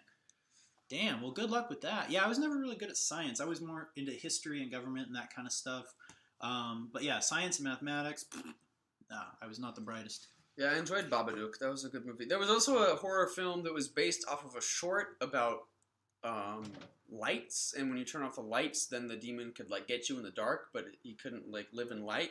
And they made a full-length feature off of that, and I thought that was pretty cool. I forget what it was called, but it was a good movie. Obviously, nothing has topped Hereditary. Oh, fuck. Since that was Fucking Hereditary, Yeah, man. dude. Jesus Christ, yeah. was That the movie best just one. was unsettled. It made me sick to my stomach. I was sitting in Yeah. the theater, and I remember distinctly, because it was a little scarring, Yeah. I remember I had a cherry Coke and popcorn, and then that scene, spoiler alert, if you guys haven't seen it, spoiler alert, the scene with the, the head coming off, I just got queasy, man. I thought I was going to have to get up and throw Yeah. up. It was funny because we were both in there ready to make fun of it. Oh, like in the yeah, first half definitely. hour, we're like, "It's fucking stupid movie," and Oh, then that yeah. scene happened, and we were like silent for the rest of the film. Oh, Jesus, yeah. That movie, I was like, oh, this is going to be a joke, Yeah. and then halfway through, I was like, oh my God. Lights out, yeah, thank you. Yeah, absolutely terrifying. Yeah, Hereditary was incredible. Gosh. You know, it's crazy. I saw a lot of movies, I mean, out of necessity, they're going to have to be putting things on the streaming platforms to buy.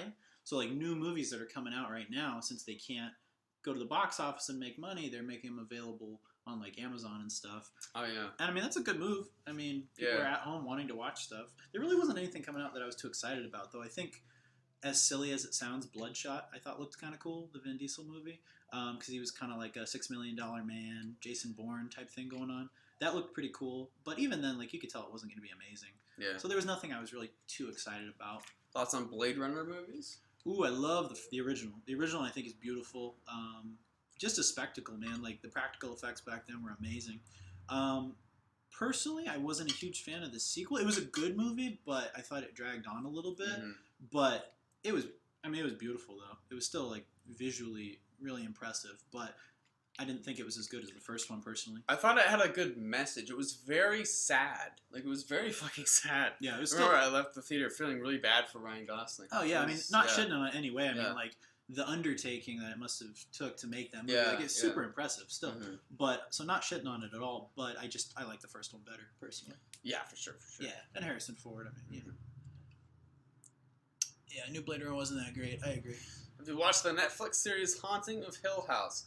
I watched like honestly, I watched like, I know a lot of people say, you gotta watch like 3 episodes to really get into it. I watched the first 15 minutes and I was like, this is stupid.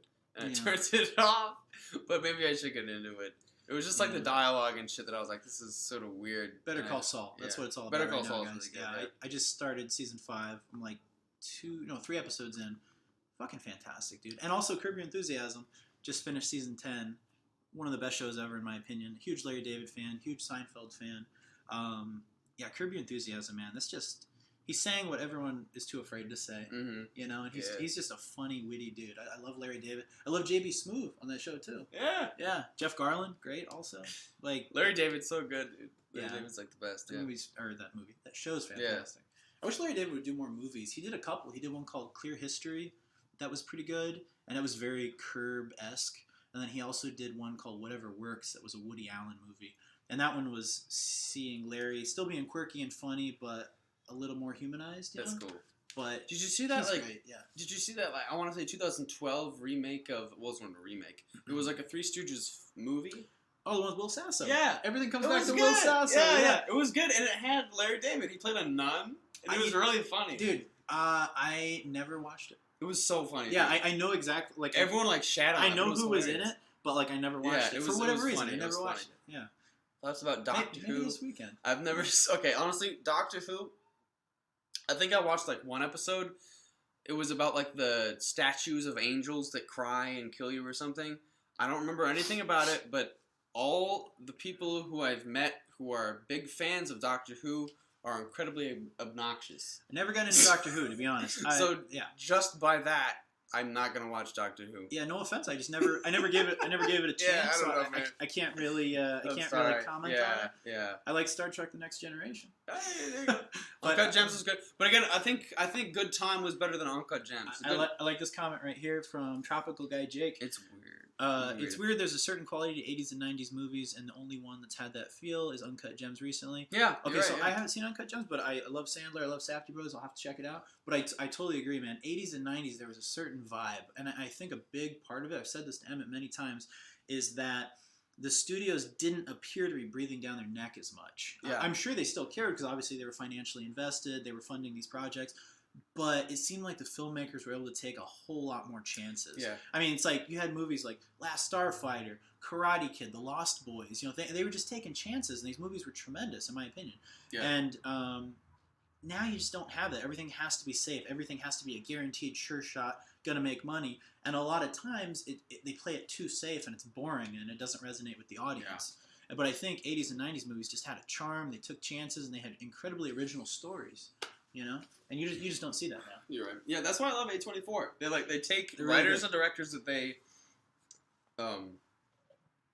they see promise in and they respect, and they just let them do what they want with their money. That's why A24 is so good.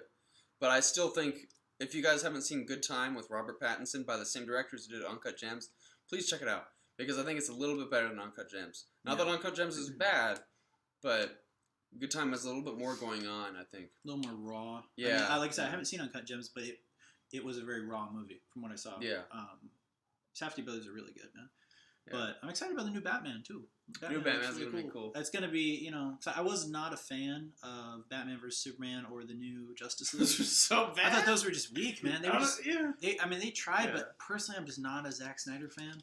Like Watchmen was great, but aside from that, it's like Batman v Superman. I was just like, what the fuck's going on, you know? Yeah. So hopefully this one, you know, they'll kind of take it in a different direction. And What's funny about Watchmen is that like the original comic of Watchmen is so it's got so much going on that it's hard to fuck that up and make it like boring. yeah, I feel like there wasn't enough content for Zack Snyder to work with for Batman vs Superman, so it was super boring. But when he did Watchmen, like it was hard to fuck up Watchmen to make it boring. But I'm sure people who are like diehard fans of Watchmen probably don't like the movie. and also if you You know what I'm have like a preconceived idea of how it should be, especially on film. Right. Like think about it, there was never a Watchmen movie before that I know of, right? Right. So it's like you're going in, it's your first time seeing those characters, and that's like with Batman, it's like we've had so many incarnations of him, and also the Zack Snyder ones were after the Chris Nolan trilogy. Yeah, And, it's you hard know, to fuck with that. And it's like, yeah. and even then before that, you know, you had the Tim Burton stuff, and it's like we had a lot of preconceived ideas of how it should be on film, and then you see it, and you're kind of like, what the fuck's going on? You know? Yeah, you're right. I hear a puppy. Oh, I hear a puppy. Seems like they chilled out on the karaoke over there. Yeah. What else do we have going on here? I haven't watched Witcher. I honestly, guys, I've never gotten into Witcher in any capacity. I didn't play Wild Hunt, but I played the game that came right before that, and I couldn't get into it. I also had a PC when I was like 12, and I lost interest real quick. I just can't get into Witcher. I watched a couple episodes. Yeah, same thing. Maybe it's Henry Cavill. I don't know. I want to like him, but He looks so funny with the white hair. Yeah, I don't know. I don't know. It just didn't. No offense, because I know a lot of people really liked it, but it just after watching 2 episodes, I just didn't really care to follow through. Maybe I'll go back to it eventually, but personally, it just didn't really do much for me. Yeah, I don't know. I don't know what it is because everyone likes it. I feel like I want to watch it too, but I don't know. I've never just been like, wow, Witcher. No, yeah. So interesting. I don't know. Yeah, I need to go back and watch the rest of Ozark. That show, freaking tremendous so far. What else do we have? Henry Cavill reloads his arms. I know exactly what he's saying. Yeah. He like takes his sleeves up and he does that in the Mission Impossible. Yeah. Oh, I gotta those say are that good movies. Yeah. I love the Mission Impossible series. That series is so freaking great, man. But I love it too, Jake. It's so cool. There's like a GIF of it, and I use it for people all the time when they like piss me off. Oh, it's badass. Wasn't that big bathroom fight? Yeah. That was so sick. Yeah, he was a badass in that. I gotta say, props to Tom Cruise, man. As an actor, like say what you will about his personal life, but I think Tom Cruise is a fucking tremendous actor. He's incredible, and he knows how to pick good projects. Just look at the Mission Impossible franchise. Holy shit! Yeah. And one of my favorite Cruise movies. If you guys listen to Unfazed podcast, you'll hear me talk about this a lot. But I think Collateral is one of the best movies ever made. Collateral's very. And if you guys have some free time, which I'm sure you do during this lockdown period, Collateral with Tom Cruise and Jamie Foxx, directed by Michael Mann.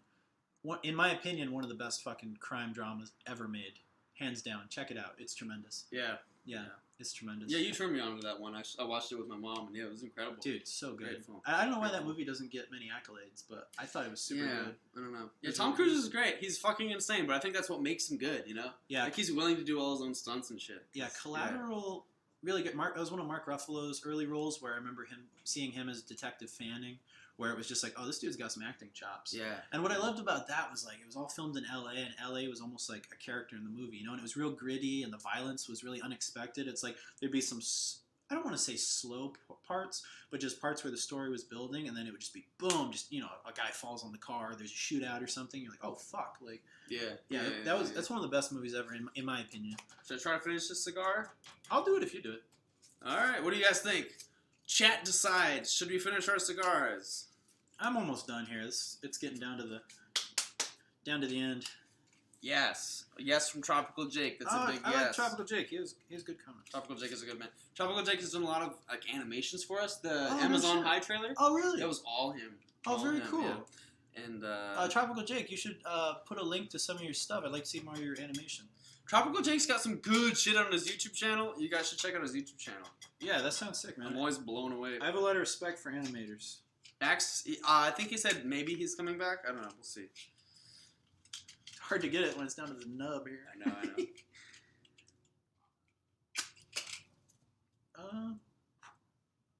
There you go. I'll do what I can. It's kind of unraveling a little bit.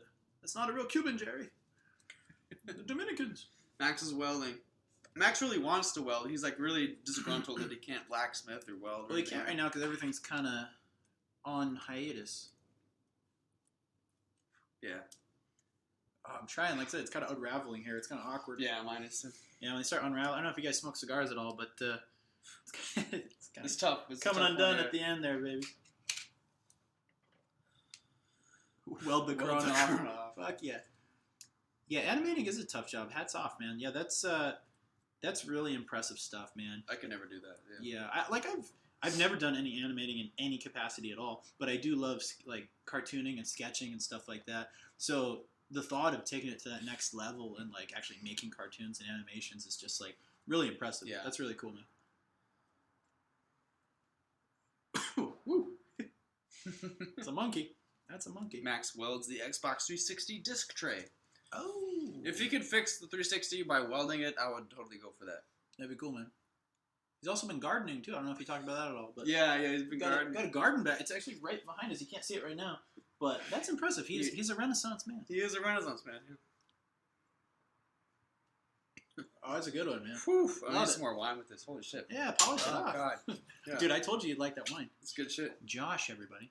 Josh. Doesn't it taste good? It's like a... It's super fucking smooth. Yeah, it's really smooth. Yeah. That's the thing. I remember finding that by accident, actually.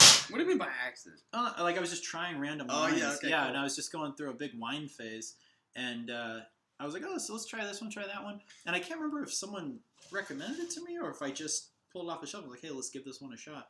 But I remember now it's like one of my favorite wines. Josh? When will Ben use Discord? Oh, I don't think I even have Discord anymore. If you want me to, maybe I'll pop on and say what's up. Everyone would love to hear from you. Nah. Maybe.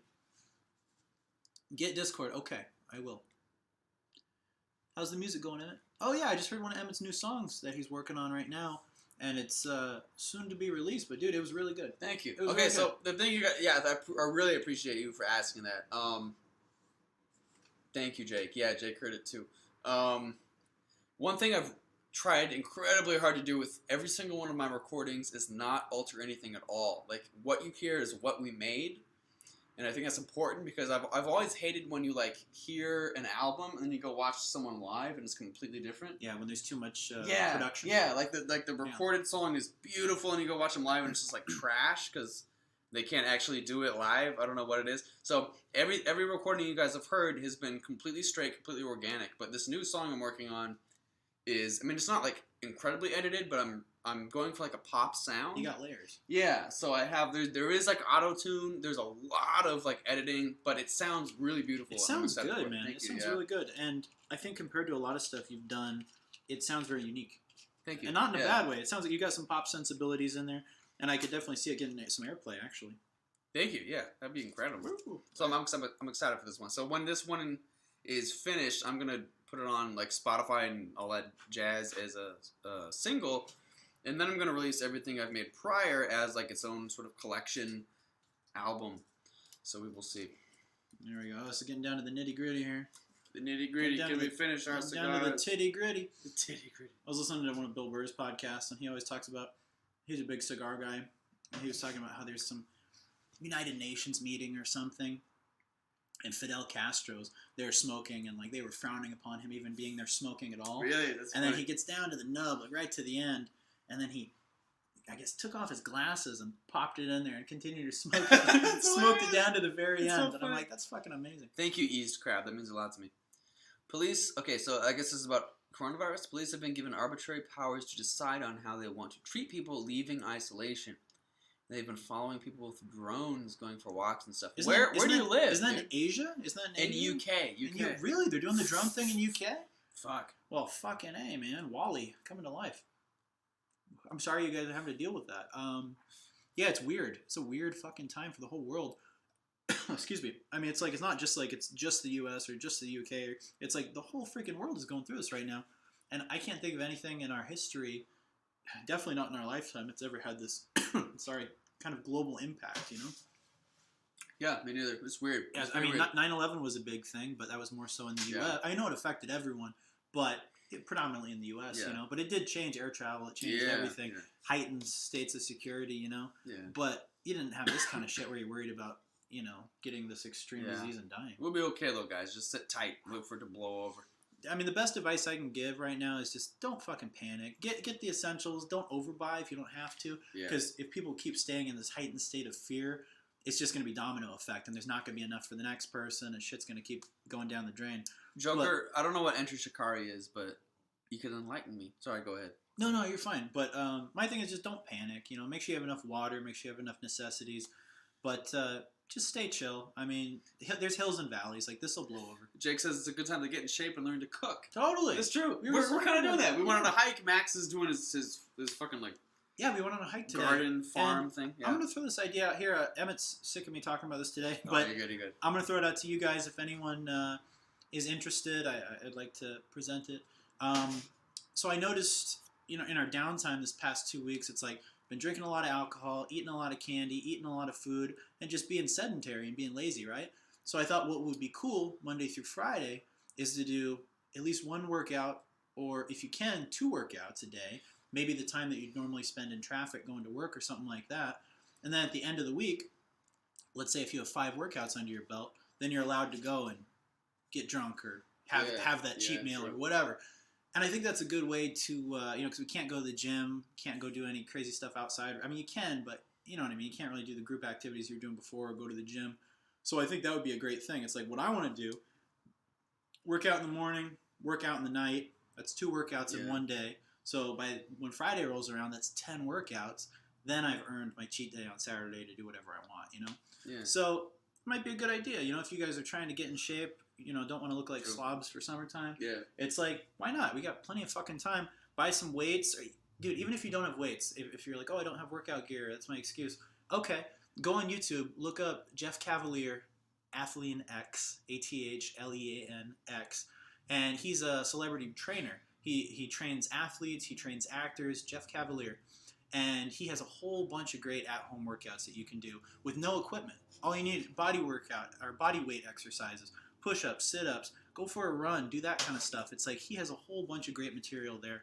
And honestly, you do that once a day, 30 minutes. Imagine how you feel by the end of the week, Yeah, honestly, that's whole like lockdown quarantine shit is good incentive to like put yourself on a regimen. Yeah. I've jogged like a mile for the last like 5 days in a row, just because there's like more free time. So that's felt really nice. I love running. I get like music and I just run. It's great. But I haven't done a lot of weight stuff. I've been meaning to get the weights on. Yeah, I mean, I got a bit of a beer belly right now, and but I want to step it up definitely for summertime if we're allowed to go out summertime. Yeah. But what I've started to do, obviously, nothing to show right now. But what I've started to do is I got some kettlebells at home. I got some dumbbells.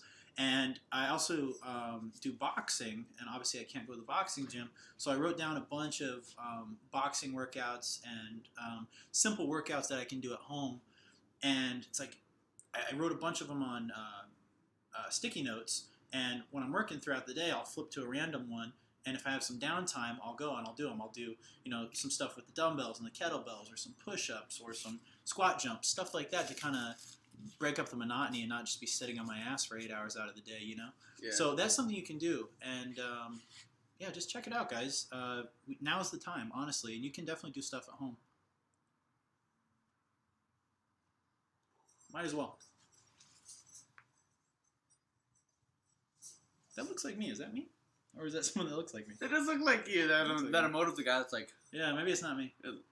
I don't know. That's some famous like Twitch guy. I don't know who that is. Well, we'll say it's me. Woo! This cigar is getting me, dude. I'm tapping out. This is a monkey. I'm tapping out. This is a monkey. Let's call it quits. These cigars, dude. Holy shit.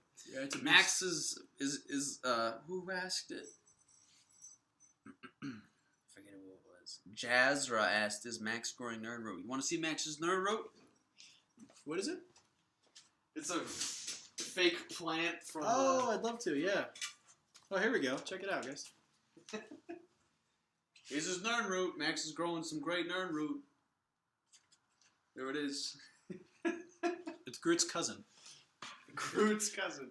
Anyway, so what I want to start doing is a little bit more editing. We have a bunch of stuff we've been sitting on for the Unfazed channel, and I might even edit one tonight. Tell me what you guys think of this video. Here in Phoenix, Arizona, well, actually we're in Scottsdale right now, but in downtown Phoenix, Arizona, there was a Hard Rock Cafe, and I went in the last day it was opened, and I recorded. I just went in, I asked the manager, I was like, hey, can I record? And Wait, when did you do this? This was about a month ago. Oh, or shit. maybe a month and a half ago. And I just went in, I was like, hey, can I record? And she's like, why? She was like she was like confused. And I was like, for posterity. And she like didn't know what that meant. And she's like, what do you mean? And I'm like, it's for memories. I'm like, can I record in here? And she's like, okay, go ahead. And she seemed kind of like weird, And I was like, okay, well, I got permission still. So I went in, and like I said, it was their last day in operation. So I recorded all the memorabilia on the walls. They had like, Aerosmith drumhead, and they had like Kiss guitars and ZZ Top guitars on the wall, and Eric Clapton autographed guitar. They had a bunch of cool shit. They had Roy Orbison's Harley Davidson, like a legit Harley Davidson. And I recorded all this stuff, and I thought, oh, this is cool. And then the next day, went back. They had taken the giant guitar off the wall. Everything was gutted. There were movers taking things out. And I'm like, shit, I'm glad I recorded that. So I'm thinking I'm going to post that on Unfazed Review. And it's going to be places that no longer exist. And I want to start making that kind of a little, just a little segment every now and then if we can find cool places. But yeah, the place doesn't exist anymore. And it was there since like 95, I think. But wow. I just That's cool, I just man. had this idea where I was like, oh shit, they're going to close. I'm going to go in on the last day and record it for Good for you. Yeah, that's cool. for shits and gigs. You have a good mind for that kind of stuff. I need to film the food. That's pretty. Oh, thank you. Appreciate that. Yeah. So we'll post that on the other channel, and just gonna try to do stuff like that. I mean, we have a lot of stuff we've been sitting on, just like some old sketch comedy and stuff like that. And yeah, if you guys like it, check it out. Yeah, we have like volumes that we've recorded but haven't edited or anything. Yeah, I'm just lazy So, with yeah, the editing, man. Me too. I'm super lazy. I know how. I just don't really like doing it. Yeah. So I got to be in the right kind of mindset. So I should really get my shit together. But if we get more viewership, for sure, I'll post more stuff. We got plenty of stuff. And now is honestly the time maybe I could start posting like one a week or something, one video a week. Yeah. Why not? That'd be sick. Yeah, That'd be sick. something to do. I need a hobby.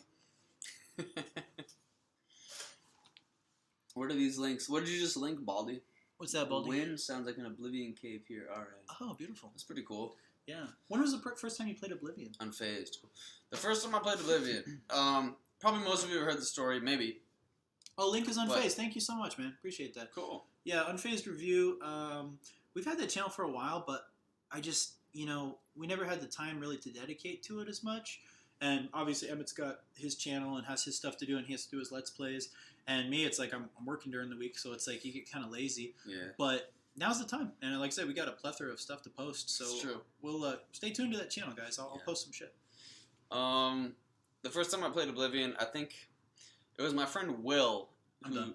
Yeah, Yeah, I'm I'm out. fucking I'm done. out. Sorry, go ahead. That's good. My friend Will, who joined the school I was at in 4th grade, but I think it was the next year when I was in 5th grade, when I went over to his house and he was playing Oblivion for the 360, and it just blew my mind. Yeah. Because Oblivion's like this open world game. You can just like you're like a knight and you can just like explore the wilderness. And I'd never experienced anything like that. 'Cause, How old are you? I don't know, fifth grade. So that makes me like what 10 or 11 or something. Something like that. So yeah, like everything I played before that was like again Street Fighter, like Mario 64, and it was just like such a beautiful thing. The idea of exploring this wilderness and being like this hero and just being out and whatever you want to do, it's just up to you. Because a lot of these beginning, not more rudimentary games, but these earlier games, there's like a set task and you got to do it. But the idea of just being able to explore this beautiful landscape was so incredible to me. I remember the first time I laid eyes on it, you can just like walk through wilderness for like half an hour and then stumble upon something incredible that you know nothing about, and you like slowly unveil it on your own. Was such a new idea to me that as soon as I like came home from that like sleepover or whatever it was, I was like, Mom, you need to get me a 360 and I need to get Oblivion. I want to play this. And then like for that, like I think it was my birthday or Christmas or something. Then like must have been 5th grade. That like summer after 5th grade that she got it for me, and then that whole summer I just played Oblivion. Rest is history. Yeah. That's pretty badass, man. Yeah. That's cool. Yeah, I'm looking forward to getting back into the video games during this isolation time. Yeah, and I remember I had a friend, Danny, one of my best buddies. He would, I met him in 7th grade, and he would just watch me play it. Like, he didn't even want to play it. He would just, like, watch me exploring shit. I felt so bad, but he was like, no, I just really like watching you, like, exploring the game. Yeah, the game means a lot to me. And I get, like, people who are slightly older than me, maybe, or just got their hands on Morrowind prior to Oblivion. Like, Morrowind is their game, because that was the one that they associate all those early memories with. And I totally get it. Danny is the original Let's Play audience, yeah. He is. Is he? Yeah, he would just watch me. Like, we'd cool. have, like, sleepovers, and he'd just be like, yo, I just want to watch you play Oblivion. I like that. Yeah. That's And awesome. one of my, okay, so besides the Legos, another one of my biggest regrets is that literally in, like, 2007 to 2008, one of those years, 2007 to 2008, we I'm still so bummed about this. We had like a prototype for a Let's Play. We played Oblivion. I would play Oblivion, and he would like film it with a camcorder. Oh, He would like shit. film our reactions, Okay. and he'd play the game. Obviously, we didn't have this cool setup where it was like on us and also just capturing the game at the same time. We didn't know how to do that. We're like 12 or 13, but it was probably before people were even doing that. yeah, like it was essentially what a Let's Play is. It was just really low quality. And I remember I showed it to our parents or whatever, and they're like, that's like dumb. Like, we're gonna film over that. Who's Of gonna course, watch like, that? Who's gonna watch that? Oh, And they they're like, filmed over it? it's probably And then we're like, it's probably kind of stupid. Who's gonna watch it? And sure enough, like 10 years later or whatever, Damn. everyone's doing Let's Plays. So that's another one of my like big like fuck. I Oh, should have wow. just posted that. You know. Could be worse. Yeah, It could could be be worse. Could be worse. That's wild, dude. I love that. I remember my dad had a video camera that was like the little. It had like the mini cassette you put in it. Mm-hmm. You know, and dude, I remember playing with that. It was Yeah. so much fun. It Yeah, was it so was. like making Yeah. like little videos Mhm. and. For a while, I remember getting into stop motion, and I was like playing with stuff, Yeah, and like yeah, would yeah, set yeah. it up and record it. That was Yeah. so much fun, dude. And yeah, I had the same one where it was like a little cassette and you like pop it in. Yeah, And we did a very rudimentary, shitty Oblivion in real life when I was like 13, where, you know, when you like walk up and talk to someone, there's like a list of the things you can ask them. I would like draw all the different things you could ask them on a piece of paper. wow. And I had like the camcorder and I had like the sword. You had the foresight. Yeah, and then when I walked up to Danny, my friend, I would like pull up the piece of paper with all the options I could ask him. And shit, so we were doing all that shit. We never thought that anyone would appreciate it. That's pretty. So badass. yeah, it was Isn't was, that funny how it comes in waves? I you know, it's so weird. And I think You people, never like, know. Until the technology allows it, you know, people always had those kind of ideas, but and I would love to see like this kind of stuff of like my dad when he was like my age, you know what I mean? But we don't have Yeah, that. We don't yeah. have that kind of stuff. I know, Or imagine yeah. your grandparents. You Yeah, know? yeah. Can you imagine seeing like this kind of stuff in like 1955? You know, I know. and I think that's where the idea for Back to the Future came from. Yeah. It's the But- stuff that you think no one will give a shit about that like everyone ends up giving a shit about. I thought Yeah. it was so fucking genius. I remember recording PS2. Yeah, but like back in the day, it was only like a couple of your friends that also played PS2. Yeah. So it was like, oh, we're just these like dumb kids. You who, didn't like, you didn't playing think it these was the games. whole fucking world. Yeah, But it yeah, was. Yeah, it really was. But you didn't yeah. have the connectivity. Exactly. So it was like then Yeah. as time goes on, you're like, oh, I'm not alone. There wasn't Twitter or YouTube. You couldn't like. Nah, man. Yeah. That's crazy, dude. Yeah. What do you guys miss the most about the 1990s? Aside from, you know, the ability to go outside and all the stuff that we're dealing with right now, what do you miss most about that time? What do you miss most, if you guys were alive at that time, what do you miss most about the 90s? For me, I mean, I know this is directed at everyone else can answer, but I know for me it was just because of that, because there was not as much connectivity. Yeah. And we Things felt more like Yeah. wide open, and like it felt like there was more out there because it wasn't as like you couldn't grasp it Yeah, and on we- your phone. Or and we can whatever. say early It was out 2000s there. too. Yeah, I think yeah. that those bleed into each other. I think there's Yeah. some lag. So like I think early 2000s count as well, you know, because you still have that trickle, you know, pop Yeah. culture and everything, and technology still catching up. So yeah, Yeah, but I miss that too. I miss that people weren't so hyper focused on what everyone else was doing. yeah. It seems like you could be a little bit more in the moment. You did your own stuff. Yeah. Yeah, which Yeah. was kind of cool, and you didn't even think about it because you didn't know any different. Yeah. You know. Yeah. And we didn't start getting into that mindset until, gosh, I don't know, 2008, 2009, 2010, You're right. and then from there it just snowballed and Yeah. got kind of out of control. And honestly, what got me into writing was that I remember in 4th grade, our like homeroom teacher said like, "Yo, you guys are gonna write your own books, and I'll kind of guide you through it using." It was like part of our English class. It was like this like year-long English project where we were supposed to write like our own novel. And then she said she was gonna like publish them for us, which just meant she was gonna give us like kind of a nice laminated Nice. copy of them. That's cool. But I remember, like, as soon as I, like, knew that I could just do that, I just loved it. She opened the door. Yeah, she opened the door. And I remember I made, like, the first volume of whatever shitty thing I was working on in 4th grade. Yeah. And then I made, like, 5 volumes after that. And I just that's kept cool. writing and kept That's writing. nice. What was the teacher's name? Do you remember? Mrs. Folta. Yeah. Ooh. I remember her name. Yeah. I slept with her. Because I remember everyone was really bummed out because she didn't end up doing that. Like, she didn't end up actually, like, laminating our books or whatever. And everyone was like, oh, you fucking, like, how could you lie? Yeah. But I remember just, like, I didn't give a shit. I was just, like, on, like, the 5th volume of Wow. whatever shitty That series was I the was writing. spark, huh? That was the spark, yeah. Hey, so you never read anything before that? Well, I think in 1st grade there was, like, a writing assignment, but I think all I did was I took the Ocarina of Time, that Zelda game for Nintendo 64, and I, like, put that in a book form. Wow. So that didn't really count. There you go. But, I remember making little yeah. comic books when I was a kid. good night, Rice Crispin. Hey, have a good night. Take it easy. Thanks for watching. Yeah. You made comic books? I as a made kid? some comic books. Yeah, I made one called Super Rabbit. Super Rabbit! I was like 8 That's probably, so cool. and I remember making it, and he was like, and there's one where he goes to hell. Oh, shit. Yeah, I was a messed up looking. It's cool. But I always had that kind of like Yeah.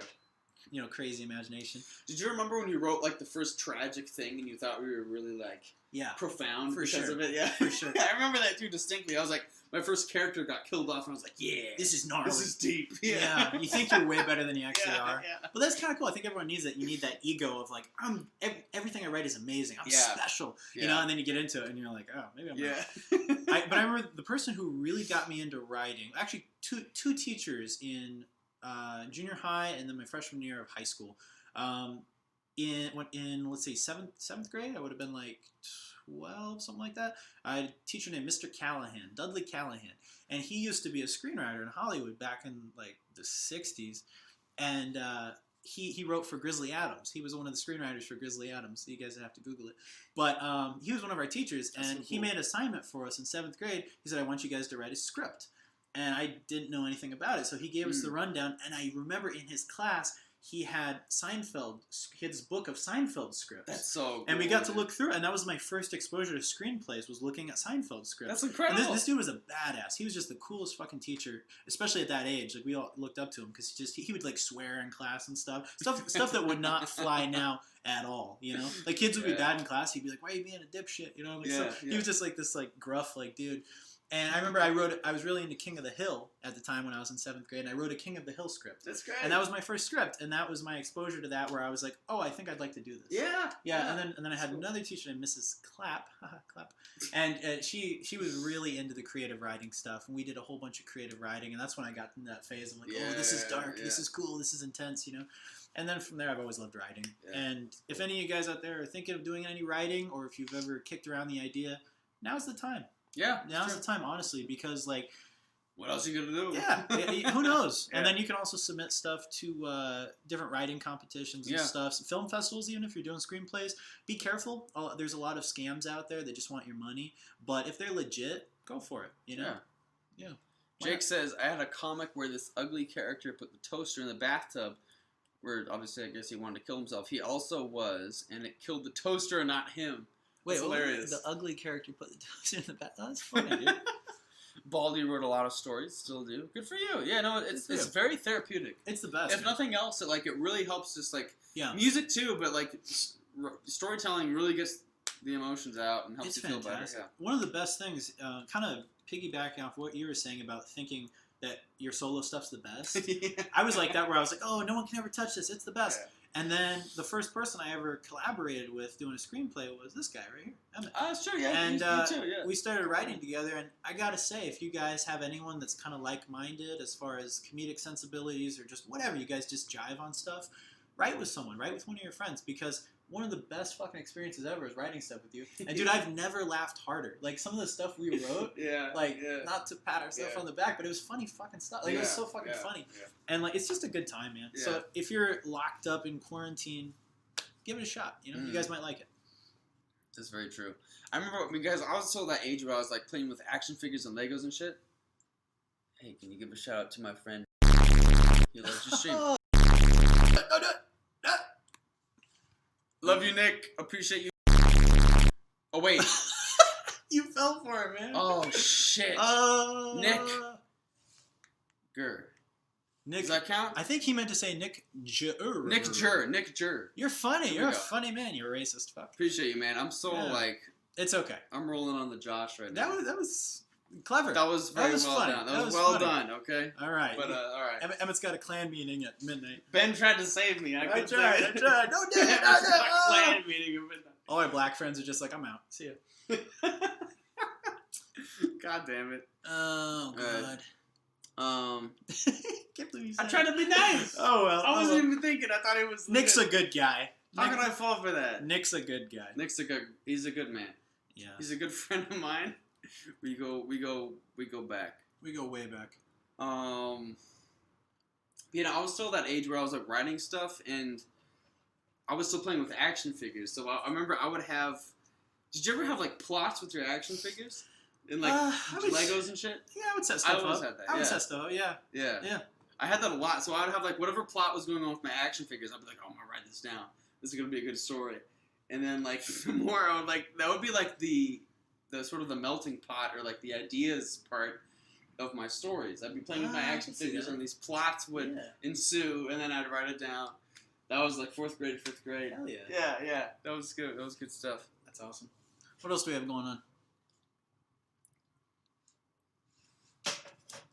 Ben points out the guy who wants the shout out. Emmett, shout out to Ben tries to repair his mistakes. Yeah. Oh man. So sorry. So I sorry. had him. Yeah, it's okay, Baldy. That one's all right. Baldy, you have Guys, please don't you got comedic timing. Don't worry about it. Yeah. This is a free speech forum, guys. Please don't try to make me look bad. Yeah. Just don't throw. I'm rolling. Don't right throw now. a fucking wrench in the works. With the Come cigar and the wine. on. Yeah, a bunch of hot Yeah. dogs. Come on. what Come the on. fuck? What the That fuck? was an easy target. So Good shit. thank you, Baldy. If you Baldy's guys got my back. If you guys like some good music, Brendan Benson is one of my favorite musicians of all time. Check out Brendan Benson Music on Instagram. He's been doing something really cool during this time of isolation where he does a live stream every day, and he's been playing acoustic songs. And he's doing stuff from his new album, old stuff from the Raconteurs, his other band with Jack White. And I would highly recommend checking that out because it's really, really cool. And I just love seeing musicians and different people who I admire doing stuff like that. It's really cool. Yeah. Brendan Benson's great. We saw him live a couple times, I think, right? I've seen Brendan. You think of Ben Queller? We saw Ben Queller. Oh, we saw Ben. But I saw Brendan once solo, and then I saw the Raconteurs last year in San Diego. Nice. Fucking awesome. You guys like yeah. the Raconteurs? If you don't know them, check them out. Fucking amazing. Beautiful. Yeah, good band. Yeah. We've been talking a lot lately about how with the accessibility of the internet, it kind of goes two ways. There's like the dumb people that will they take off, but at the same time, people who are genuinely talented also take off. So it's like two sides of the same coin, which is an Oblivion quest. Mm. Yeah, that's cool. It's very, I don't know. It's tough to gauge how that stuff's gonna go. Here we go. I see you there. I see you. All right, I'm gonna shout out Tutius Sextius. Emmett's gonna be driving tonight. My good friend Tutius Sextius. I appreciate you watching this stream. Good call. Yeah. I mean, your glass is empty. Thanks. Yeah. Ben's got me. Yeah. Mm. But yeah, I agree. Like Yeah. the good stuff always rises to the top. I mean, nowadays, especially with all the fucking platforms, it's like you have a lot of talentless people making, especially a lot of girls that are just kind of shaking their ass. I was just trying to show Ben and Max Which is fine, but, you know. TikTok. Yeah. Oh my God, TikTok is like TikTok really makes me want to die. Like when you just scroll through TikTok and you just like you check out all the stuff that's like rising to the top. It really just like, yeah, I don't know what else to say. It disheartens me. It makes me depressed. Yeah, it makes me lose a lot of faith in Yeah, the masses. You know, yeah. it's like you Yeah. get an audience like this where it's like people are having fun, people are having a good time, and they're looking for stuff they can relate to. But then there's a lot of stuff out there that's just fucking just girl in bathroom, and it's not even porn. It's just fucking just stupid shit with dumb music, like the stuff you were showing me, where it's just like, what am I like? What am I looking at? Like, what's going on? Or it's just like really basic entry level shit. You know? I know, yeah. Where it's like, what the fuck? Like why? Like half the time, that's not even a joke. It's just like an excuse for like girls who think they're cute to like have a lot of people look at them for being cute. And it's like we got It's a lot just- of that. yeah, We got yeah, a lot we of got that. a lot of Definitely, there's oversaturation. A lot of ghetto humor. A lot of ghetto humor. Ghetto humor is Yeah. just like not humor at all. It's just like, yeah, again, this is very entry level, basic face value Yeah, definitely. bullshit. I mean, there's some stuff. Yeah. Obviously, there's some people that are clever and there's some funny stuff. But I would say, oh man, I would say well over half of it is just trash. You know. Mhm. But there's always gonna be good stuff, good and bad. It's just more oversaturated now. Yeah. That's one thing that I miss about the '90s. What's the one thing you miss about the '90s? One thing that I miss about the night. Oh, I was trying to read here, reading it backwards. That's one thing. I saw Gordon Ramsay do a TikTok and had to double take reality. Okay. Yeah, it's funny when all the Oh, celebrities not being TikTok, so but saturated. Gotcha. No TikTok. Got it. No TikTok. Yeah. Well, that's crazy, man. Because like celebrities, like I kind of almost want to say that Nirvana was the last like big real band because they got famous on their own merit, and there were so few channels for people to become famous on. You know what I mean? Yeah. And it's like after that, it's like internet really came in. Things got kind of spread out. You know what I mean? I can't. Yeah, you're right. I can't think of a band that's had any longevity besides them. Since them. I mean, you could say Foo Fighters. I'll give you Foo Fighters. Yeah. And there's a few bands like that, Pearl Jam, but even then they came up on that fame of, you know, You're right. the early 90s. Everything's like, here's a song, no, it's over. Here's another song, no, it's over. Yeah, and a lot of stuff now is like really manufactured. Like, Yeah. no offense if you guys like her, but I'm not a fan at all. Billie Eilish. I think that's fucking horrible. Yeah, fucking She's horrible. It's like I said, it sounds like she's huffing paint. Yeah. Bad girl, bad girl. But it's like, Yeah. but my thing is, it's like she's manufactured. You know, it's like there's a lot of people like that are just they're created. It's like there's no way Yeah. she's. Yeah. It's not like she was doing the club circuit and working her way up when she was 13. Bullshit. Yeah. No, it's like someone chose her and they're like, okay, we're gonna make you the next it girl. Kind of like how Lord was a few years ago. Lordy Lord. You know, it's like. Lordy Lord. It's like these people are manufactured, and it's like Yeah. I know it's popular to hate on them, but there's a reason for it. And you look at people like I was talking about Brendan Benson, who's been making music since the mid '90s, and the guy's finally getting to a place where it's like, oh, he's a rock star, you know, Yeah. and he's finally getting the attention he deserves and the awards that he deserves. But there's a lot of people that don't get the recognition they deserve because you have these manufactured celebrities that are getting shoved down our throat. Yeah, you're right. You know, I fucking hate that shit. Thank you, Baldy, for banning that dude. I appreciate you. Good Yeah, times. I don't want to get into some shit, but you know, Yeah, things happen. I know. It was just me being dumb. I bought into that, but Oh, yeah, no. As a musician, I will say, Billie Eilish is the first person who. It's weird because the advent of like icons, like any pop star, Taylor Swift, Lady Gaga, whatever. It's Yeah. kind of a new idea. It's where this person is almost more important than the music itself. You know Yeah. what I'm saying? Yeah, She's the first person who's very unapologetic about that. Like, Yeah. it's clearly all about her.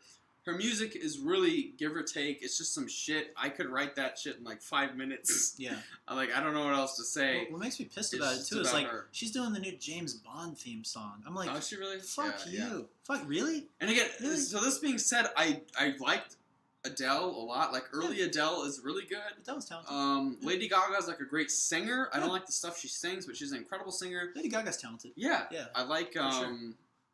I don't know. There's a lot of pop singers I like. I like a lot of Taylor Swift. I like a lot of not Rihanna. Who's some of the other ones? Rihanna's got a great voice. Rihanna's got a great She's got voice. a great There are a lot of voice. people with great voices, and then there's their producers, their writers. Yeah. Write them a lot of shit. But yeah, Billie Eilish is the first one I've seen who's just unapologetically like, this is about me. I'm gonna like put some tarantulas in my mouth. The song is Yeah. like second to just putting my face And out what's so there. funny is everything's It's so fucking awful. contrived Yeah. with her. It's like, Yeah. I'm gonna wear baggy clothes because I don't want anyone to objectify me. And then just the other day, there's a video of her on her tour taking her shirt off, you know, and showing a bikini underneath, and it's like, oh, only on my terms, you know. And it's like, fuck off. Like, what Oh, PR my what terms. PR person told It's you so to do funny. that? You know, It's and so it's just. funny, dude. It just Yeah. frustrates me because the biggest part of it is, you know, people are like, oh, you're a hater. Okay, maybe I'm a hater. But the thing is, there's so many other more talented people who don't get any recognition at all, especially in the Yeah. music community. You're right, yeah. And it's like you get these guys that are just slaving away playing bars and like not making it, and they're making tremendous music. And then you get someone like this who comes out of nowhere and they just get shoved into the spotlight, Yeah. and it seems like for no good reason at all. And I think that's stupid. You know? I don't know the intricacies of what's happened, but it seems like a lot of it is connected to big corporations that have nothing to do with music. Yeah. You know what I'm saying? I don't Yeah. know. You always see them connected to like perfumes and shit.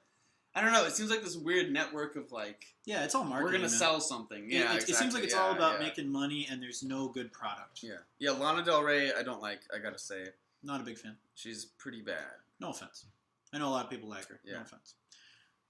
Did you see her live show on Saturday Night Live? That's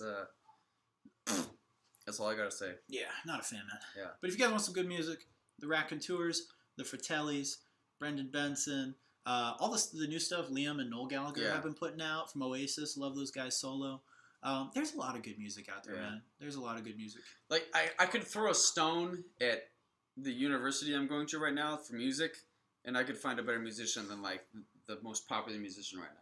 Yeah, for sure. Like it's just it's so like backwards. How this shit works. There's great stuff out there, Yeah. man. But like, you just got to do a little digging and like, you know, find people you like on Spotify. Maybe you can find related artists through them or on YouTube. There's so much good stuff out there. You just got to do a little digging Yeah. because the top 40 stuff is always going to be cramming down these like manufactured fake people. You know. Has it always been like that though? No, I mean for most of the time in the old days. There seemed to be a little bit of quality back then. Yeah, there was. I think there's always been corruption and the greed and artists getting fucked over and stuff. And like arguably you could say the Monkees were a manufactured band, but they were manufactured for a TV show, to kind of piggyback off the success of the Beatles. They wanted like an American Beatles, so they made the Monkees TV show. And then those dudes were talented enough. Eventually, they went on to make their own albums, playing their own instruments. Those guys were truly talented. Yeah. So there's definitely a difference. And then arguably you could say in the 80s, people like Madonna and stuff like that. But even then, she's still talented, So even though she was kind of put in a shiny casing and sold as a sex symbol, she was still making catchy music. And I think as time has gone on, it's just gotten worse. And you have more of the packaging and less of the substance. Yeah. Well, Reich 125 has got a point. It hasn't always been like that. I mean, you can make a case for that. There's people like Bach, who was kind of relatively unknown until way after he died, when I think it was Mendelssohn who looked at his passions that he wrote, and he was like, this guy's fucking good. And then he started playing his music live, and then people were like, wow, Bach's really good. Bach's a badass. There were a lot of people, and then even outside of music, it was like a guy who cut off his ear and painted the Starry Night and shit like that. Oh, Van Gogh. Van Gogh. Yeah. There's people like that who they go unnoticed until like years after they're dead, and people, and then experts are finally like, "Wow, this guy really had something to say." Edgar Allan Poe. Yeah. It's always been like that to an extent, but I think at this point, like academia and then just like pop are in completely separate worlds. Yeah.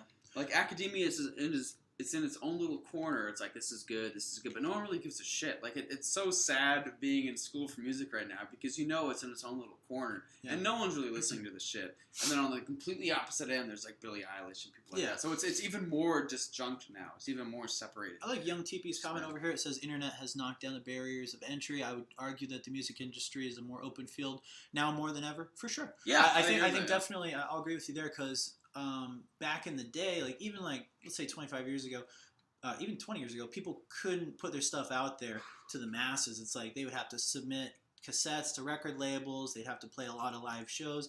You didn't have the internet. You didn't have the option to post something on YouTube or SoundCloud or whatever and get an audience that way. So you're right for sure. Now that there's more accessibility and people have a whole lot more opportunities. But that being said, there's a whole shit ton more competition, so you got to really kind of get lucky when you're looking for that sound. You know what I mean? When you're looking for someone great. Yeah, I think when we originally opened up this point, it was kind of what we were saying. Like, there's just as much shit, and there's just as much good stuff out there. You just gotta sift through it and figure out Yeah, there's way more competition. Yeah. There's way more. There's that word again, saturation, but it's true. You got to be active in your process of deciding what stuff is good and what stuff is bad. Yeah, and the crazy thing is now, like you said, like the floodgates are opened, which is a good thing for a lot of artists. But there's a chance that really good stuff could go unheard because it gets lost in the noise and lost in the shuffle. Yeah. People have more time to do creative shit like music. The scene will change. Yeah, we'll see what happens. Always got to stay optimistic. Yeah. Want to call it? Call what? You want call it a night? Whatever you want. Yeah. What do you guys think? This whole bottle is done.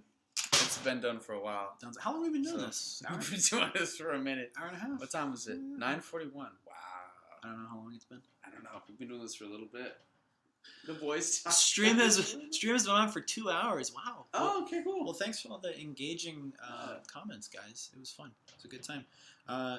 If you guys like this stuff, definitely follow our other channel, Unfazed Review. Baldy posted a whole bunch of links. Yeah, thank you, Baldy. You've been really doing a good job. Yeah. I appreciate you, man. I appreciate you a lot. Yeah, thank you so much. Yeah, if you guys want to follow us there, we're going to have more videos, more podcasts, more silliness for you guys to check out. I know me shouting out Nick is going to be highlighted 20 times, but yeah. What can I do? Whatever. What can I do? Whatever. It's pretty obvious what it was. Emmett's a vicious racist. Yeah. And also, if you guys want to follow the Unfazed Review Instagram, feel free. Post a lot of pop culture shit on there. Thank you, Baldy. All right, yeah. Thank you guys for watching.